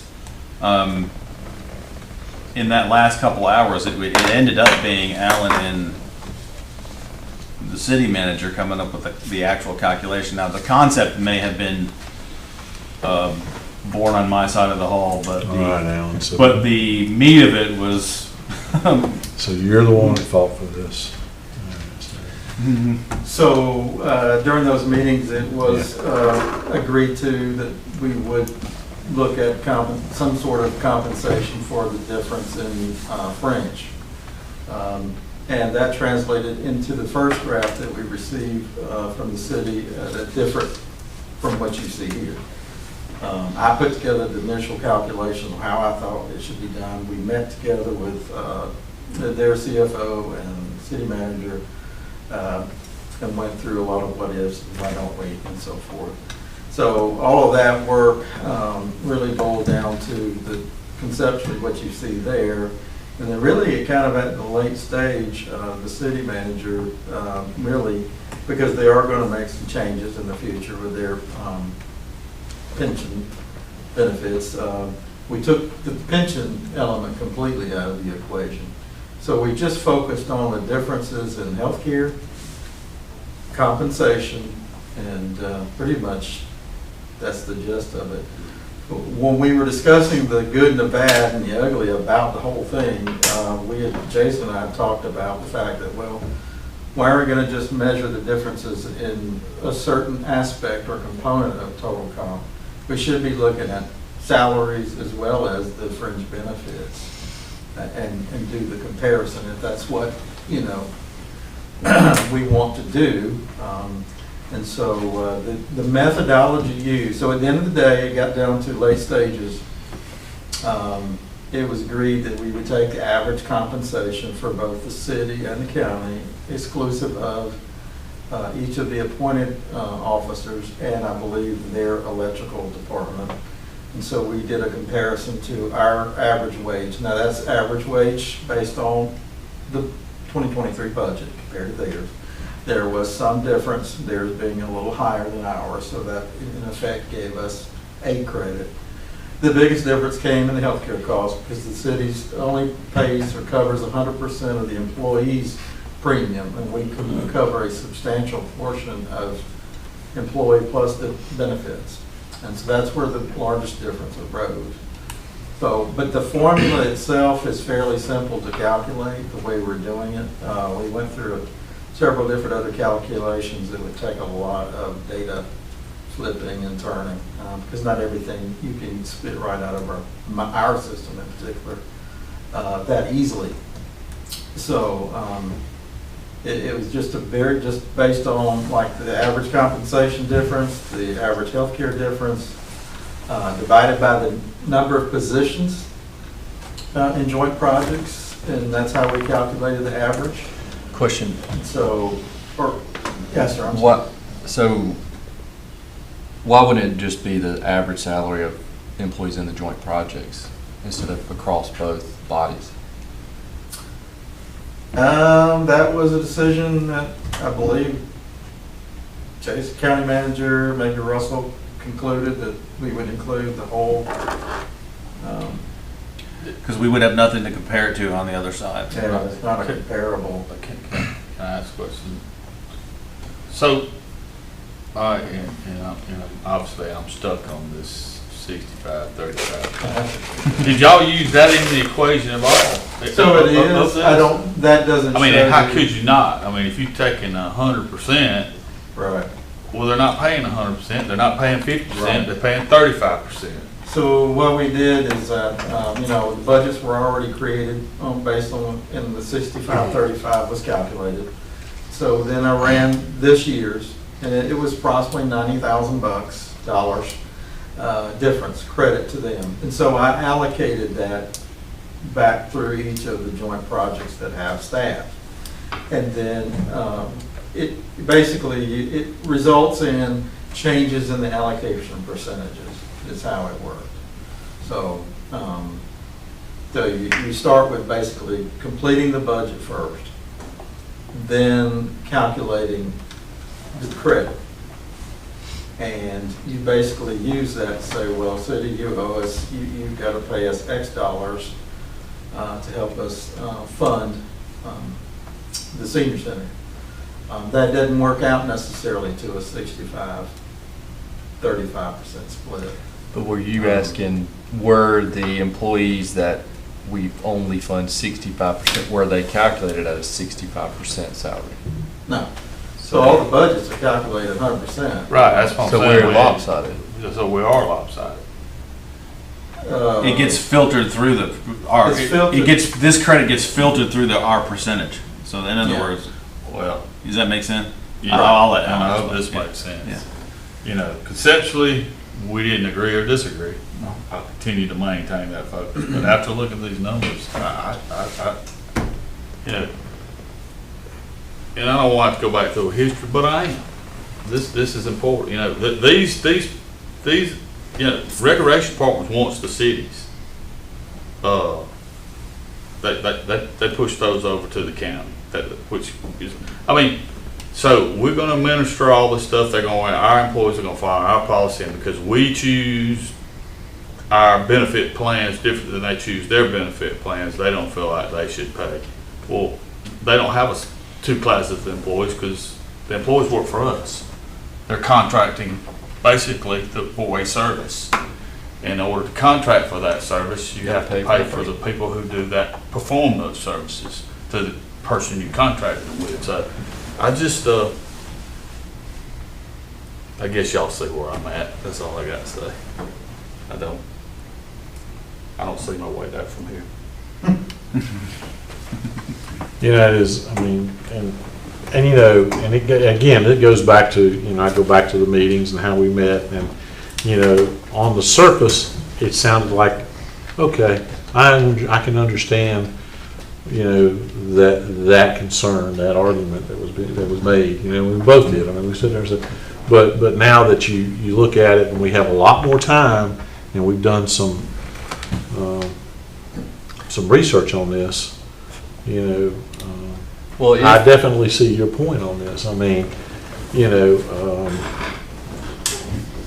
we could come up with all kind of analogies where, okay, I mean, like you said, I mean, this is a service. They said, okay, county, you handle it, you run it. This is what it's going to cost. You approve it in your budget, But, And we okay, won't pay 35% of it. you know, they're concerned about having, you know, paying 35% of another class of employee. Well, that's what you're paying for all practical purpose, wouldn't we consider these employees to be contractors to the city? In a way, they're paying 35%, but they work for us. So we contract that out. So if we treated it as a contractor, then they should pay 100% of what, or 35% of the 100% for that employee to do that job. And I feel the same way. I think that, it doesn't matter what they pay their people or their benefits or anything else. These people aren't city employees, and if they want to, you know, put more money into the pot, you know, okay, but I ain't gonna give them nothing back. Yeah. Well, just flip sided, I mean, if it was a city employee, would we pay 65% of that full employee, or would we want an adjustment? I mean, I don't think so. I mean, don't think anybody would ever ask that question. I Yeah. think the city's just saying, I need a Well, little bit I more. mean, the concern is having, they have this notion or this perception, and Jason, James, y'all correct me if you think I'm off on this, but where they feel like they're because they're paying 35% of the salary, that's their employee too, so that they see, you know, so that, you know, it's a morale issue sometimes, I guess. You know, anytime one body, when they do the budget, they, you know, we approve so much for a cost of living increase, and then they go down the hall, and, you know, we hear, every year we've been up here, we've heard okay, well, the city's giving their raise this much, the county's got to give this much. You can't stop that. I mean, you know, for This instance. has nothing to do with the raise they're fixing to get, right? Well, it's calculated annually, so next year. Well, it we would take- adjust annually based on So- salary. So if they, This is their right now, but not. No, so the numerical differences just for this budget was based on both of our budgets for 2023. is, The concept, no. And if you don't mind, Commissioner Hamilton, Commissioner Watson, I think what you were trying to say, yeah, it does create a lopsided effect in that, for example, I believe, I don't have it in front of me, senior center winds up, we're 76% and they're about 24 versus the other one. So I calculate everything first based on the joint project or the net digest, 6535. Then I calculate the dollars on these fringe differences. And I subtract those from the dollar that they have to pay, add to the dollar we have to pay. So it creates a new. You're adjusting on the back end instead of the I front. adjust on the back end. It's just simpler. That, I mean, It's that makes simpler to sense. do it but- that way. Well, and, oh, Greg, you don't change my mind, but Greg, Yeah, I just wanted to. you know, but at the end of the day, I still can't get past the fact, these are county employees that fall under county personnel policies, and this is a joint agreement to provide a service for that our employees are gonna fulfill. And we're gonna renegotiate what we're paying our employees. I just don't. So the county taxpayer pays full bore, and the city gets a rebate. I mean, just think of it as if they were to contract out to a third party for a person or personnel, they aren't gonna ask them to discount that rate of that person based off of what they pay Right. somebody. So in that sense, yeah, I mean, I would. And as a county taxpayer and a county representative of taxpayers, I think I don't think it's a good decision for me to sit up here and agree to this, knowing that I'm paying, and they're getting a rebate. The county taxpayers paying more. But those joint project employees, not only by split, but now by the rebate of the fringe. I can't support it. And that's true. okay. Anybody have any Thoughts to the contrary? No. I mean, Hey, I'm just me, I'm just speaking. I'm with you. We ain't voting on We- that right this second, so we're. Can we remove the compensation portion from, we absolutely can. and why don't we? I recommend that we remove the compensation portion. So if we go in and we strike everything in paragraph 1.7, and any other references made to that in this document, I don't know that there are any. So is that what, as a consensus I'm hearing that we do? Because I'll tell you, when we had this discussion, and I hope my friends down the hall will hear us say this as the rationale behind it. When you first approached me with this in that meeting, on the surface, it kind of made sense. But, allow us the opportunity to come back and rethink this and say, what is the real effect here? We talk a lot of times about unintended consequences.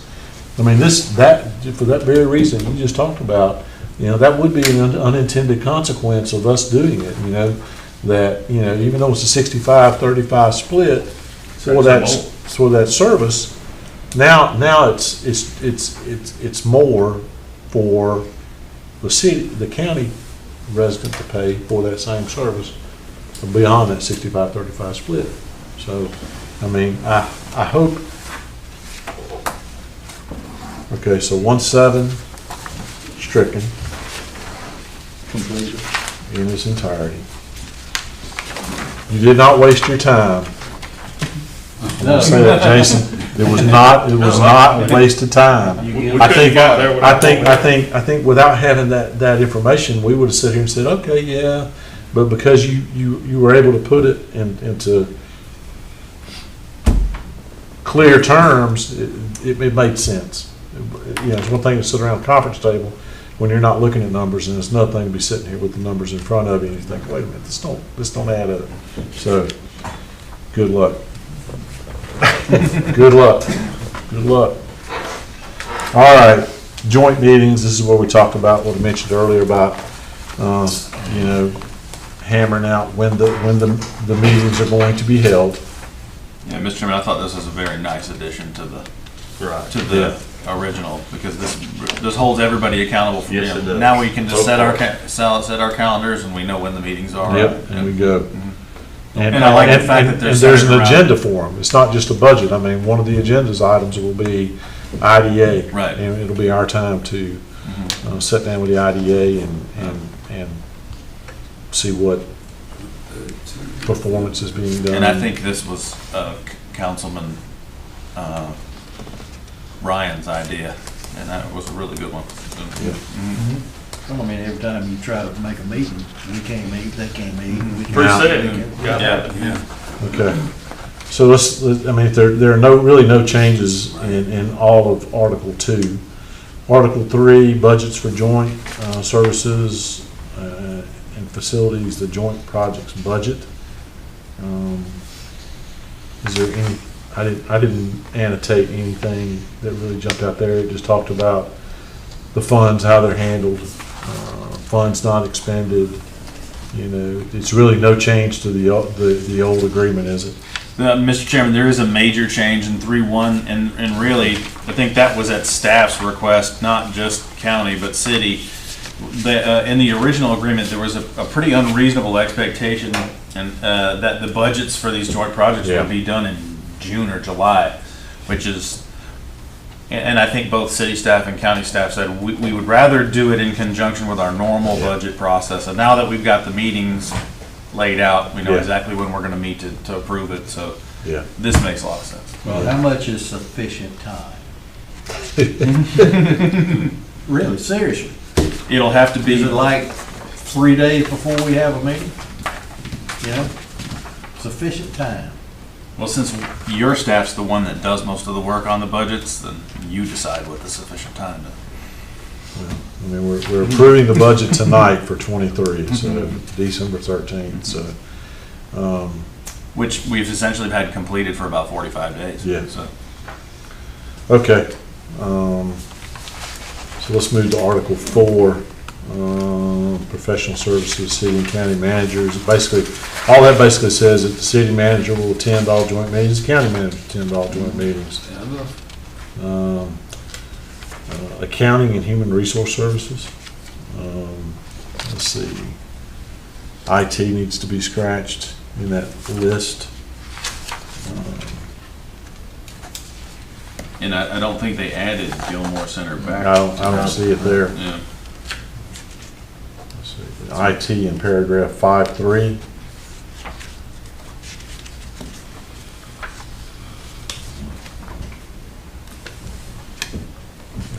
Shall be subject to county's personnel rules, regulations, with the exception of any county rules, regulations, policy pertaining to rate of pay. Instead, of rate of pay shall be determined through the budgeting process outlined in Article 3. And I think that really needs to refer to Article 1, Mr. Chairman. I think you made that when you and I went over it, just the two of us. I think that was a bad reference. Yeah. I think that needs to say Article 1. Yeah. Okay. Scope of the agreement. Nothing there. Provisions. Article 7, provisions applicable to Thomaston Livingston Government Complex only. Talks about if we ever had any, if we were leasing space up here. Anything else in there, Jason, need to be called out on? It talks about if we were what to do if there was any revenue generated from leasing spaces up here. Amendments to the agreement. Just talks about the process there. Article 9 is the term of this agreement, commencing on the first day of January 2023, going to December 31st, 2032. Termination, Article 10. There's really no change to the existing agreement. I mean, this allows for that if any party wanted to withdraw from a joint project, they can do so by giving the other party 12-month notice of its intent. And then it talks about disposition of any jointly owned assets if they withdrew from the joint agreement. Okay. Going down to Article 11, EMS. Basically, all this does, Jason, correct me if I'm wrong, it just allows for the city to allow for Upson County and our EMS service to provide EMS services within the city limits. Is that correct? Mm-hmm. Okay. Same thing here, basically in Article 12, where it talks about conveying the authority to operate these services inside the city. Scratch under 12.1 IT.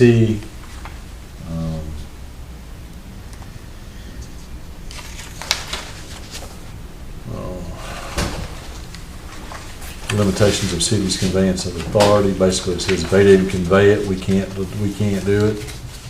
The tax districts, paragraph 14.1C, scratch IT.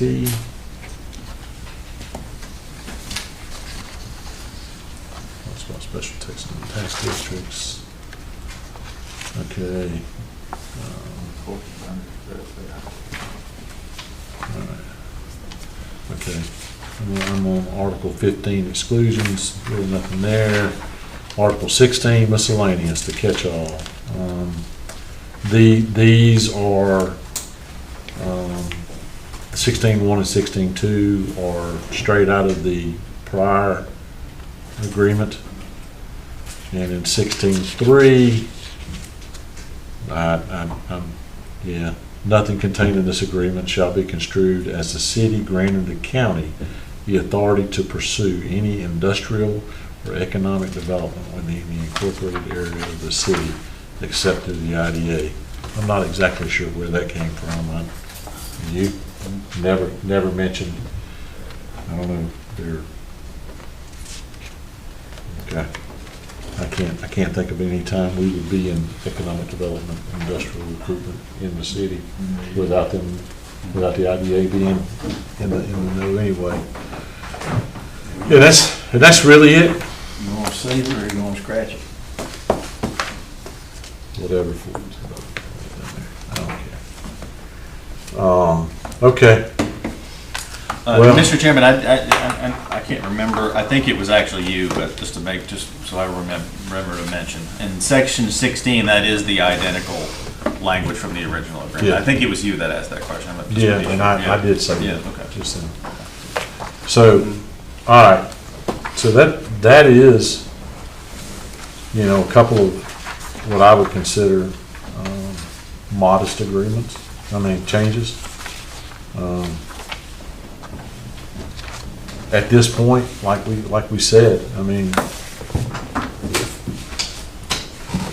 this is our best effort to get this thing done before the December 31st deadline, January 1st deadline. So, So we send it back to them. well,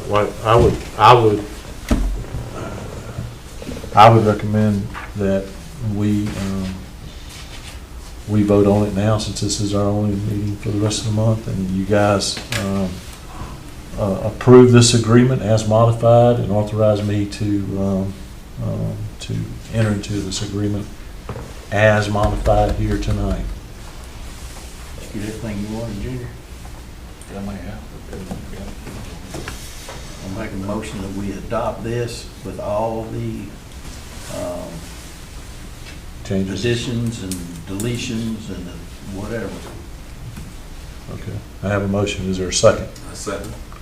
So I have a motion made, seconded to approve this agreement as modified and authorize me to execute this agreement when time comes. Is there any more discussion on We this? want to make sure that we remove the Good Gilmore Center. We IT.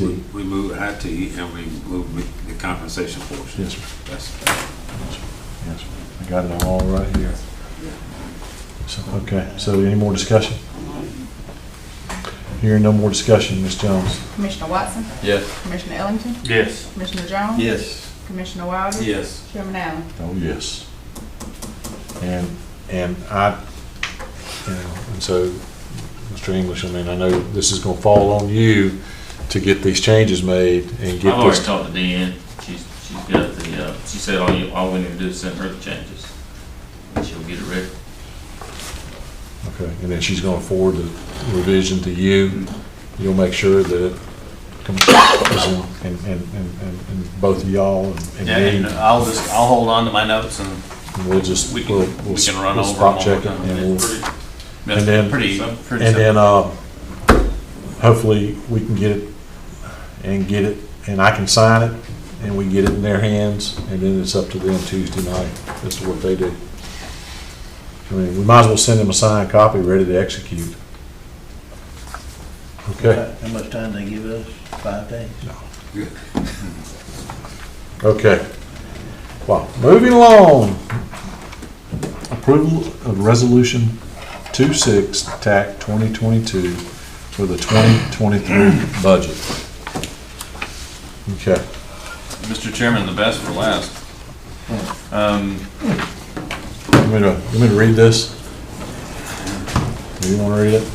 I can read it if you prefer. I'm tired, man. I want you to Okay. read it. I did know one, just to catch that one word there at the top. Okay. All right. So before we go into the reading of the resolution, Mr. Chairman, I will say that aside from the dozens and dozens of staff hours, mostly by our finance department, so thank you, Alan, and to your team for putting it together. And spoiler alert, the finished product, the budget book that Alan is putting together is, I've seen sneak previews of it. It's the best we've ever had. Sneak preview.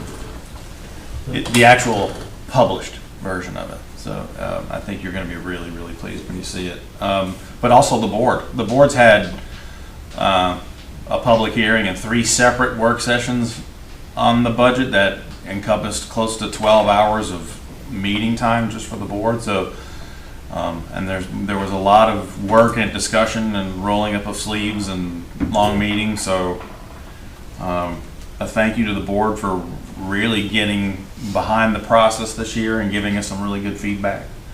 So I felt like, and I hope you feel like, that it was a very positive process.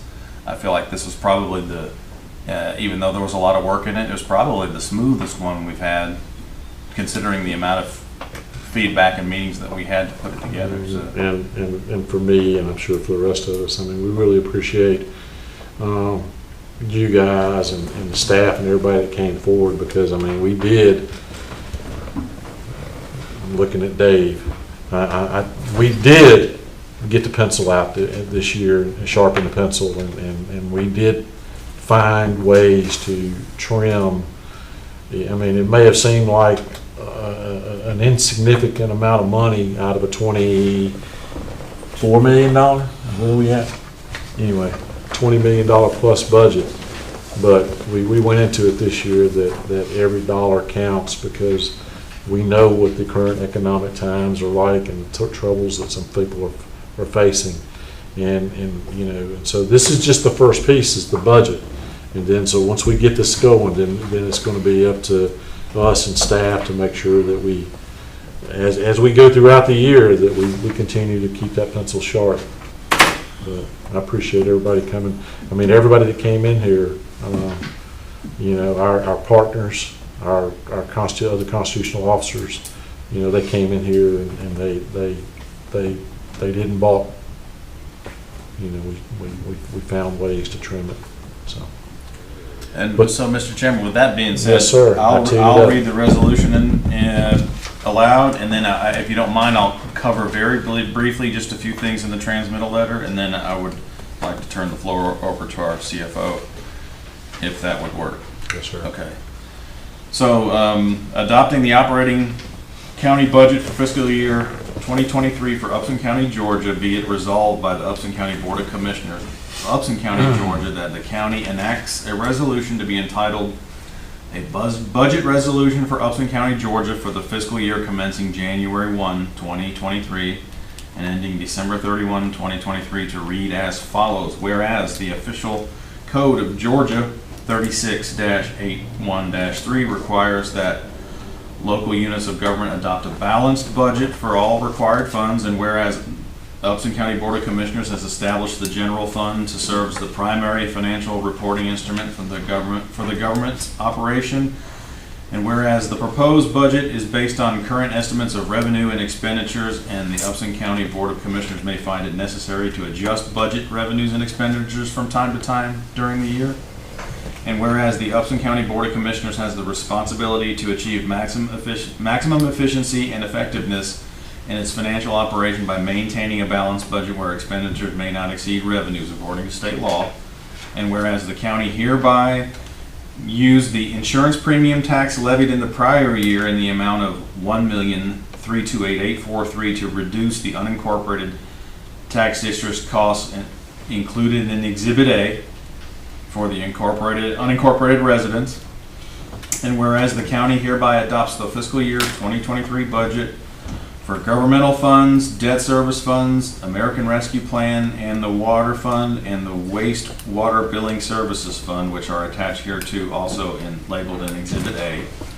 Therefore, be it resolved that the Upson County Board of Commissioners directs the county manager to administer the 2023 operating budget in accordance with state law, local ordinances, and all duly established policies.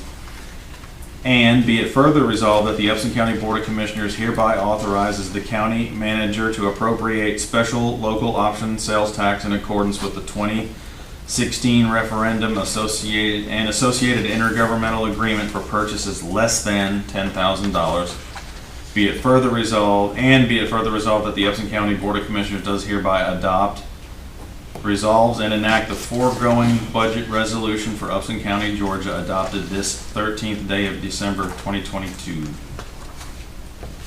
So, Mr. Chairman, just very quickly, and I think we did a really good job on our transmittal letter this year. It's obviously multiple pages, but I always just like to point out what drives it from the beginning.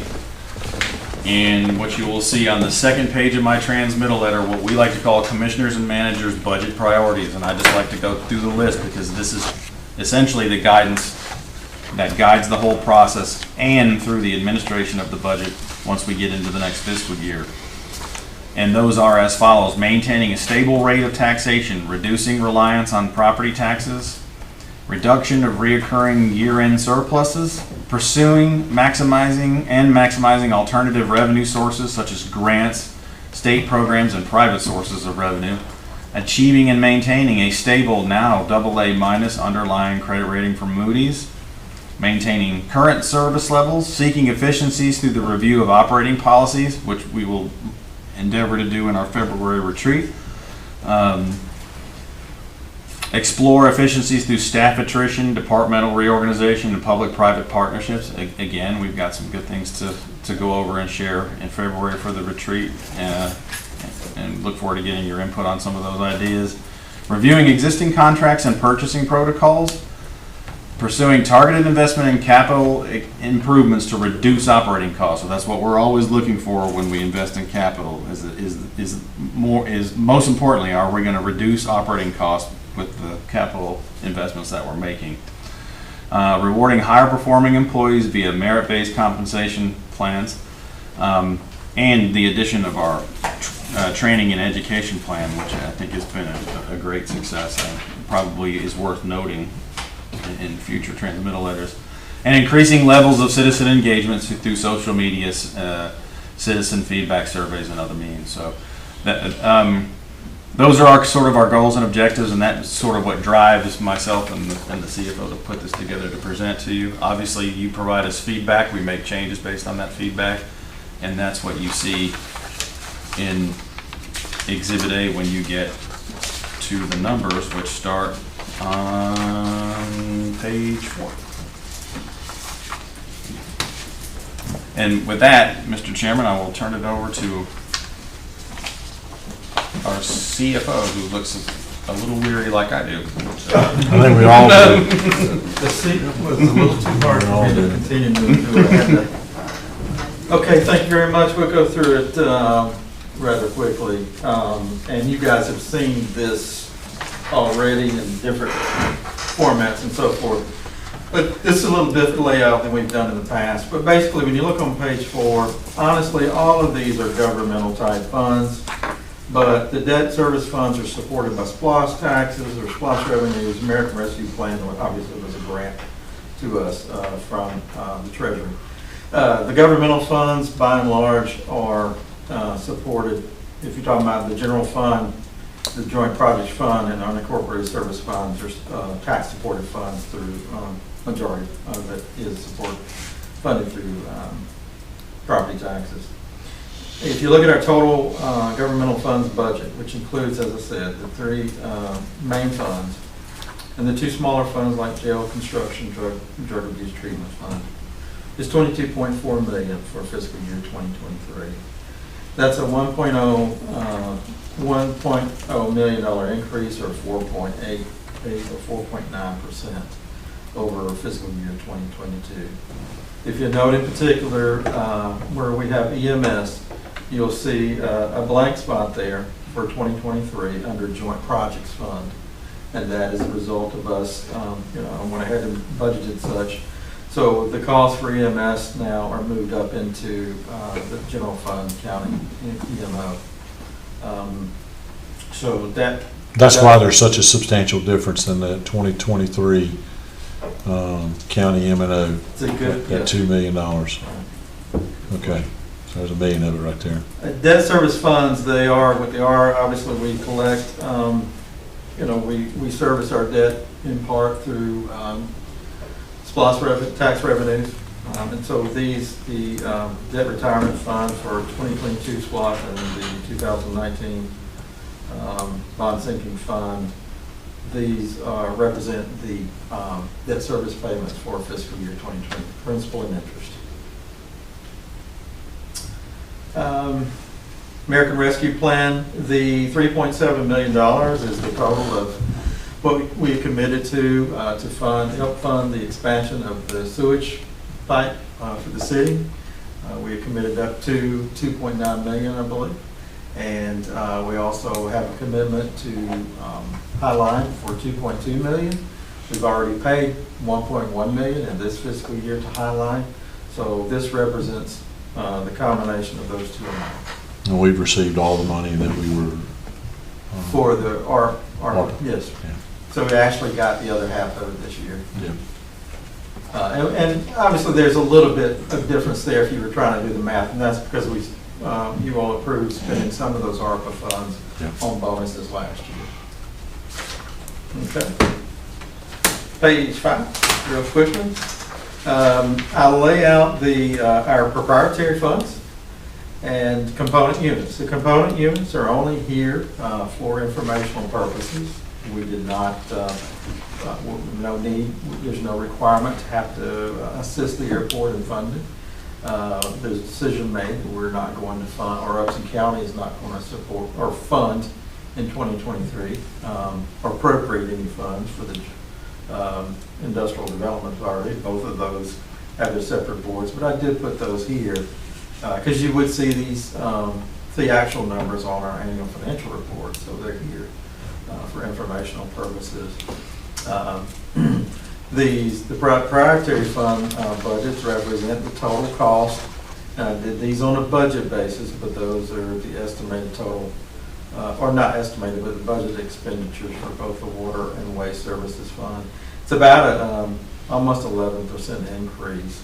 A good portion of that is related to salaries increases, benefits increases, and some other operating costs. Page 6, this is if you want to look and see what's really inside the general fund, which is our largest fund that we have. We do all of the accounting and reporting, all the activities for unincorporated services that are delivered to county residents and taxed in a separate unincorporated taxing district. All takes place within the general fund. And so each of the departments are denoted by that little gold star, or orange star, however it appears on your report. But this is an expansion of the general fund, showing our sources of revenues and showing our expenditures broken down by each functional group: general government, judicial, law enforcement, public safety, health and welfare, and so on. And then under each of those are the separate departments and their budgets. So we are budgeting a 9.1% increase in total revenues for fiscal year 2023. The majority of that would come through general property taxes. And the other increase relates to local option sales tax.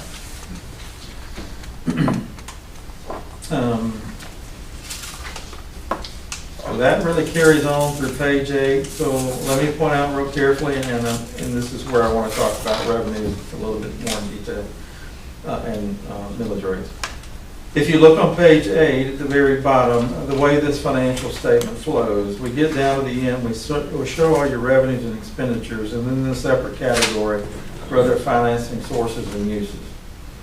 Okay, and that's where you see where we have the transfer coming in from the unincorporated service fund. Tax revenues are collected, put into a separate bank account, and flow through from an accounting standpoint through that fund, unincorporated services. Then those funds are transferred into the general fund where those unincorporated services are accounted for, the expenditures. The $120,000, if you're curious, on proceeds from sale of assets, that's an estimate of we have at least a half a dozen automobiles now. We should be getting more from one of our other departments. Plus the sale, we're both in agreement on the sale of Covey Road property. And so based on just the timber valuation, although we're not going to harvest timber, we expect to get approximately $100,000 from that sale, if it sells. for at least what the timber value is. So, I budgeted $100,000 on those sales revenue. We don't know when that's gonna happen. I mean, it's been turned over to the broker, right? Not yet. There was no more auctions for this year, so Okay. his auctions will take place. Okay. Okay, so the thing to note, you notice the net change in fund balance on page 8. What that means is, if you remember from prior years, the board approved utilizing $210,000 of fund balance to help finance the comprehensive plan. That's still in play, although to a lesser amount, about $200,000 this year, plus an additional $231,550 of balancing the budget. So that softens or lessens the total amount of $432,000 basically equates to about $500,000. So as you recall, we put a lot of time and effort into restructuring our pay scale for all positions across the county.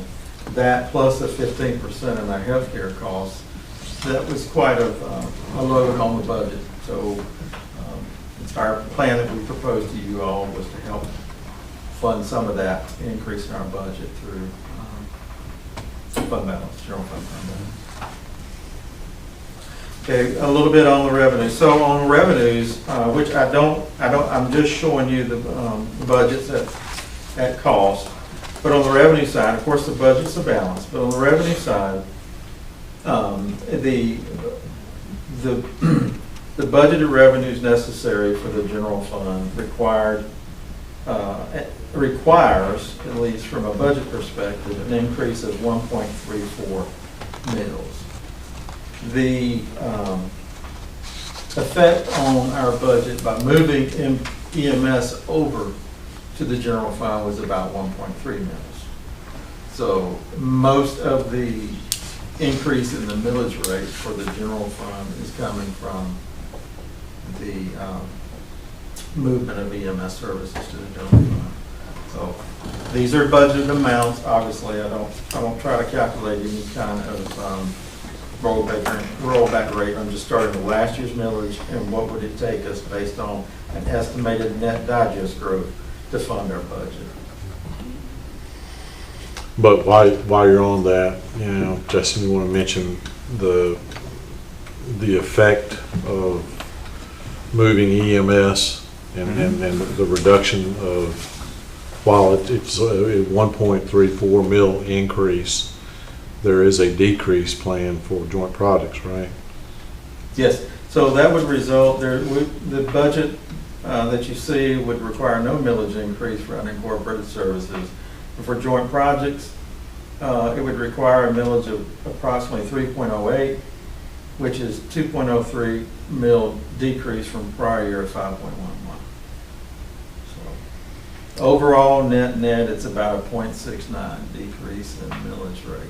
Total combined millage rates for all Total combined millage rate for county, districts. unincorporated county. Right. Yes. Obviously, we don't control all the millage rates in the city, just one. But there will be an increase to the incorporated millage rate, right? To our countywide levy, there will be the increase of 1.34. That's the estimate. The estimate. And that includes, it would be approximately a 1.8 mil increase without the budgeted fund balance usage to balance the budget. Yeah. But Mr. Chairman, what I really like about how Alan has presented this is that what we have never presented you before was an estimated fund balance based on the budgetary projections. So what he's shown you, which I find to be exceptional, he has made the projection as to what you could potentially expect your fund balance to be as a result of all the budgetary decisions we're asking you to make and recommending to you. And you can see, and I forget which. Page 8. Yeah, page 8. So in the end, it does show us a reduction of overall between 22 and 23 budgeted, but not significant enough to where the board should be concerned. Can I say that comfortably? Oh, absolutely. Yeah. So not only are we giving you the balanced budget, a solution that includes the use of some fund balance, where Alan is projecting probably where you'll probably be at the end of the year if we stay within budget, which I think is great. It's just an extra layer of data that we have never provided to you before. An extra comfort level to say that this is a decent looking strategy. All right. Thank you, Mr. Kent. I appreciate that. Page 9, real quick look. This is the general fund as well. It's just a different presentation to show you the general fund on the previous page included the functions and the departments. This is a based on expenditure classification. So you can see where everything is at, where the increases are coming from. The 6.65% is the increase in the general fund for personal services and employee benefits. The large number, almost 52% increase in the purchase contracted services, well, that 1.3 million, 1.2-ish of that is EMS. Right.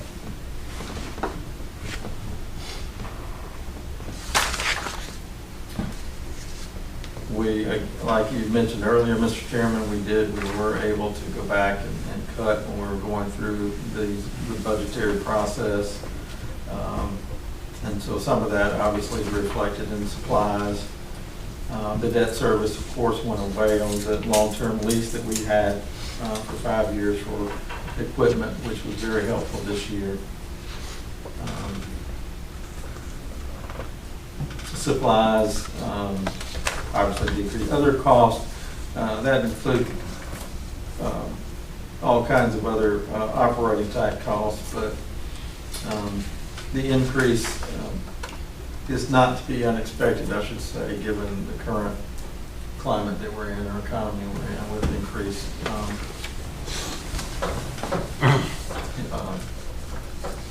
inflationary rates, inflation rate, I should say. I am getting tired, pardon me.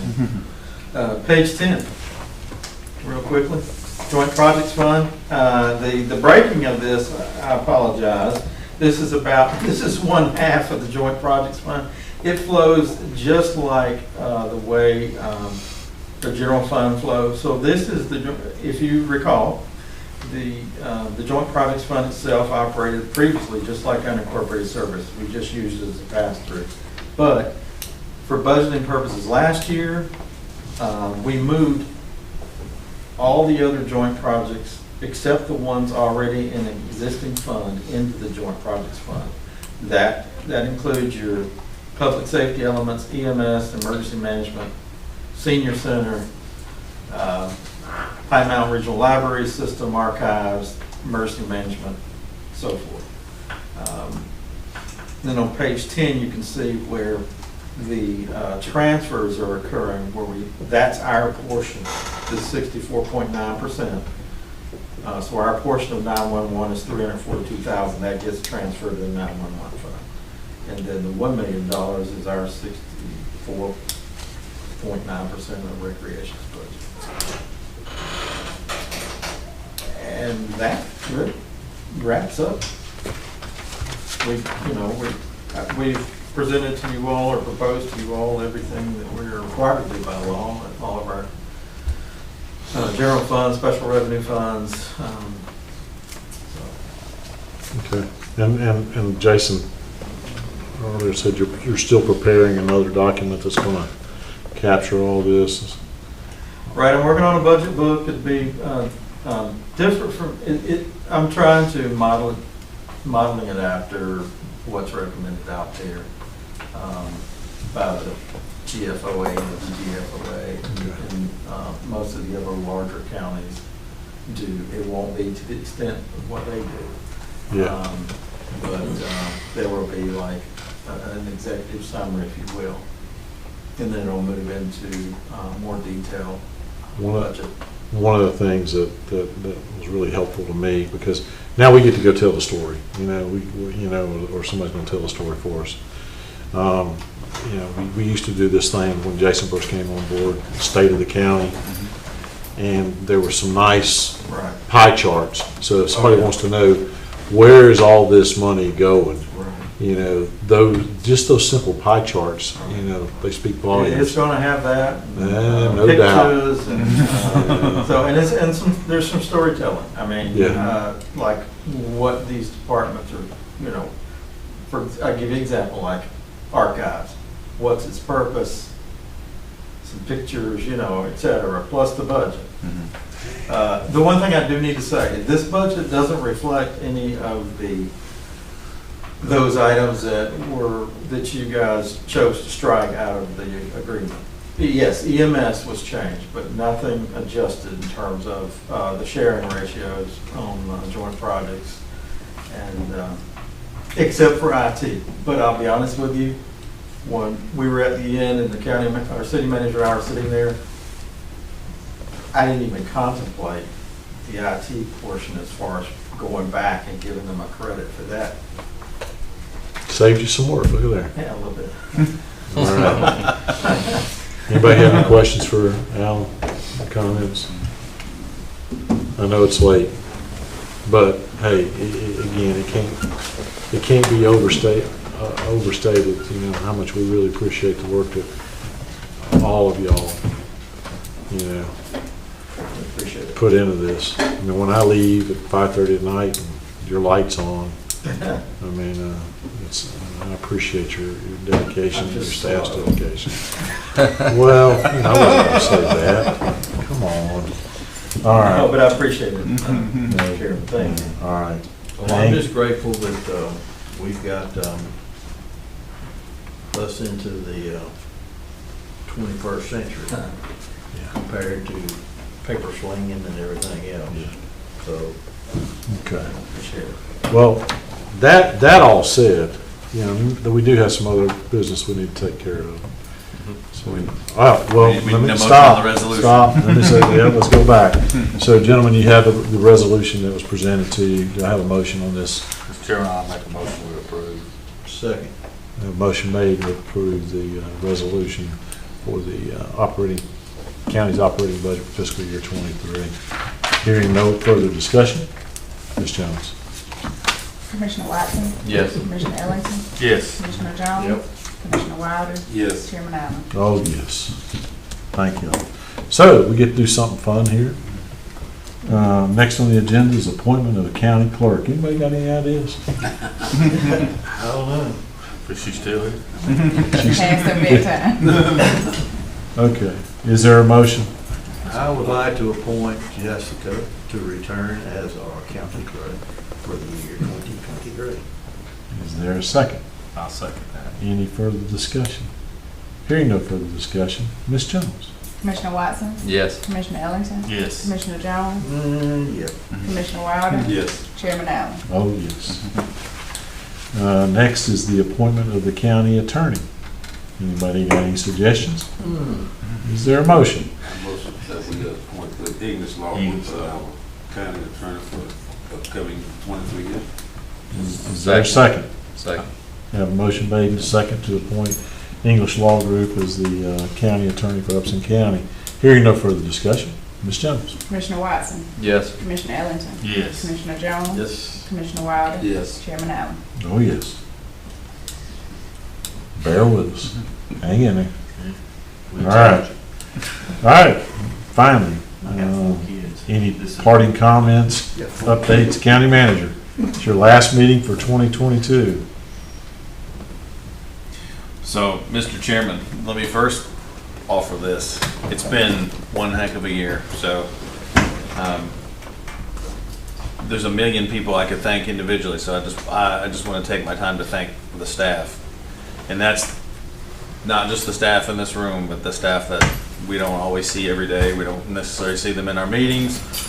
But without them, none of this happens. So, none of it. So I want to thank our volunteers. I think it's lost on a lot of people just how much volunteer work we rely on in county government specifically to get the job done. And that's anywhere from coaches to firefighters and everywhere in between. So to the volunteers, to the employees, all of our employees, all of the employees of the constitutional offices, all of our constitutional officers, to our elected policymakers, I just want to say thanks for another exciting year. I mean, it was a real pleasure to end by adopting your most important policy document the most important thing you work on every year is that budget, because really almost everything that means anything to you is somehow touched by that document.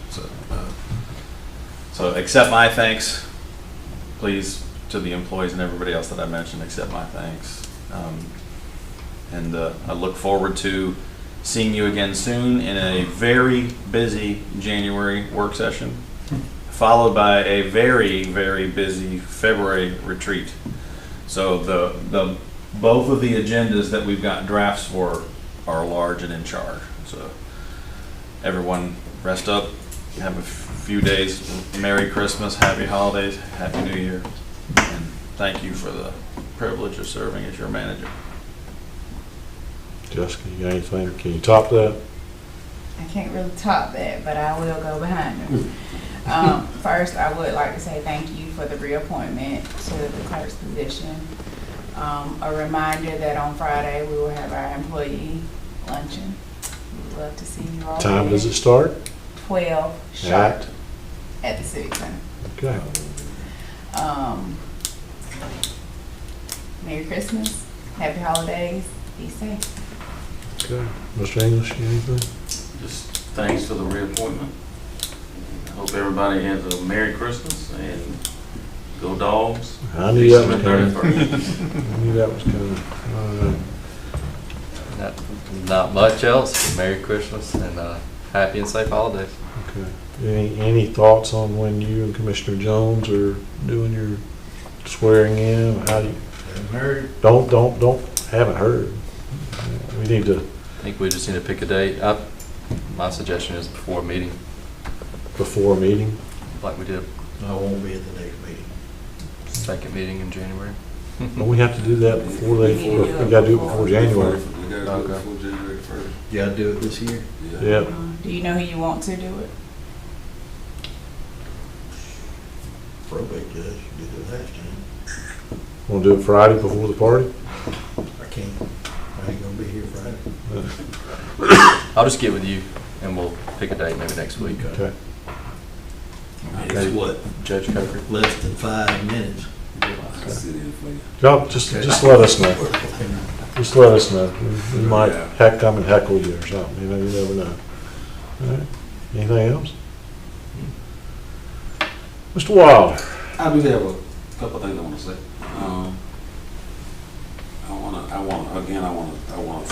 I want to thank all that took a part in making this year a very profitable, memorable year for the county commissioners. I think the county has done quite a bit to move this county forward during this past year.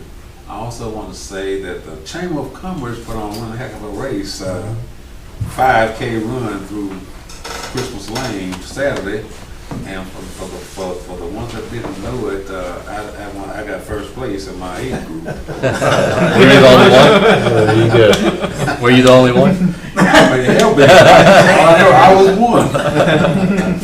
And I want to say I want to wish everybody a Merry Christmas and a happy, safe holiday season. Merry Christmas to you too. Mr. Jones? Really, everything's been said. I just want to ditto all that, and everybody have a great Christmas. And nice to meet you. And I know you're tired. I think everybody sitting around here is past their bedtime. So, except for the younger people. But other than that, that's it. See y'all soon. Mr. Ellington, this is your last meeting as the vice chair, ain't it? It absolutely is. Somebody else gonna get- That's right. You get a J, but it won't be this one. I want to just wish everybody a Merry Christmas and Happy Holidays. You know, I want to say what a great year for the county. I want to say what a great year to my fellow commissioners. You know, we're all tired, but I just got to say this. You know, you guys are a unique group, and I mean that in a very good way. Is that we don't always agree, but we find common ground on a lot of things, and you know, and we always get to an ending, and we don't. We may go home sometimes with our feelings hurt, but that's about it. And the next time we meet, it's like new all over again. So I enjoy serving with you guys, and I look forward to serving with you guys many more years. You know, I think each one of us, you know, offers a different perspective to this board, and I enjoy serving with you guys. And I think that you know, as a person, as a resident of Upson County, I feel fortunate to have guys like you representing me. That's all I got. Wow, I can't top any of that. All I'll say is ditto, and I appreciate everybody, their service to this community. I had somebody at church ask me Sunday, you know, why do you do this? You know, I mean, it's no big secret. I mean, when you're up here on this podium, or even if you're the new guy riding around the county in the code enforcement truck, you know, anybody ever stop you and say, why in the world do you do this? Well, if you're wearing something that says county government, city government period, you say, why do you do it? And you know, you just gotta, you know, a lot of times you just take things on the chin. You ignore a lot, because, you know, quite frankly, it doesn't do anybody any good to confront some of that negativity that we hear from time to time. You know, it's going to be what it's going to be. I had somebody tell me recently that, hey, you guys are elected officials. That's your job. You know, you're big boys, you can take it. Well, yeah, we can. But I know personally, and I know y'all, it drains on you. And but yet you get up every day and you serve your constituents, and you come to these meetings, and we're here for almost 4 hours, and you know, you come to work every day and you find your way around that stack of paper on the desk like that does, and you know, you deal with things. We know, you know, one of the hardest things of this job is, you know, we can't please everybody. We know every time there's a meeting, not every time, but a lot of times we have meetings, there are people that walk out of here disappointed with decisions that we make, and we don't take them lightly. It's hard to look at some of the folks that come in here and ask for certain things, but at the end of the day, it's got to be for the betterment of the community and not the individual. You know, it's great when it serves both, but it don't always work that way, and it's hard to sit up here and make decisions like that you know it's not what that person wanted to hear. So, but at the end of the day, you know, we are. You know, I look in 6 years I've been blessed to be around to do this, and how far we have moved the needle, and a lot of it is this board's vision, this board's commitment, but it you know, we got the easy job. At least I mean, the hardest thing to do is to be the guy that's got to do it, or the young lady that's got to do it, and that's y'all. Y'all got to go do what we say. We got the easy job. You know, we get to go on back to our other lives where y'all got to get up every day and you got to go get in that white truck and you got to go around and get on. You know, you got to help raise the bar, raise the standard of living for folks in this community, and keep people safe. And so it's been a challenging year. This next year, you know, I look forward to, you know, a lot of successes. You know, this comp plan. You know, seeing the construction of the Justice Center, seeing the new look of the courthouse when we get the all the landscaping redone, because don't forget that's got to go out for bid here pretty soon, so we can get that work done in the springtime. So, but you know, we can't do it. You know, we're just the folks that get to say, hey, we think we'd like to do this. Now y'all go figure out how to do it. And I appreciate y'all doing it. And Jason, I appreciate you and Jessica and Heath and Pascal and just everybody hanging in there with us. I know it's frustrating. I know y'all get frustrated with us. I mean, I know a lot of time and effort went into that joint projects agreement tonight, and you know, and in some ways, I think that you probably feel like we just shredded it. Well, no, we didn't. I mean, it's not shredded. I mean, at the end of the day, the bulk of the document was something that after reflection, that we can live with, and I certainly hope that our friends down the end of the hall will adopt it and we can move on, because at the end of the day, you know, we are on a good path and things are going well. And I'm sorry I'm speaking as much as I want to, so Merry Christmas and Rush. Thank you all. And is there any final thoughts? What's the longest meeting we've ever had? This isn't it. This isn't it? No. For a regular meeting? For a regular meeting? We've beaten 4 hours before. No. Not in Hudson County. Yeah. So with that, since you've been here 10 years and this is the longest one, I'll take a motion to adjourn. We're adjourned. Thank you all. Remember, we are live still. Y'all be careful driving home.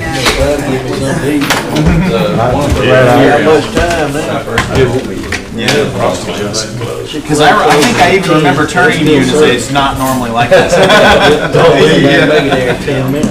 All right, guys, let's go. Taco Bell closes in 10 minutes. I don't know how to resign, but I'm going to figure it out. Was Taco Bell closing in 10 minutes? Oh.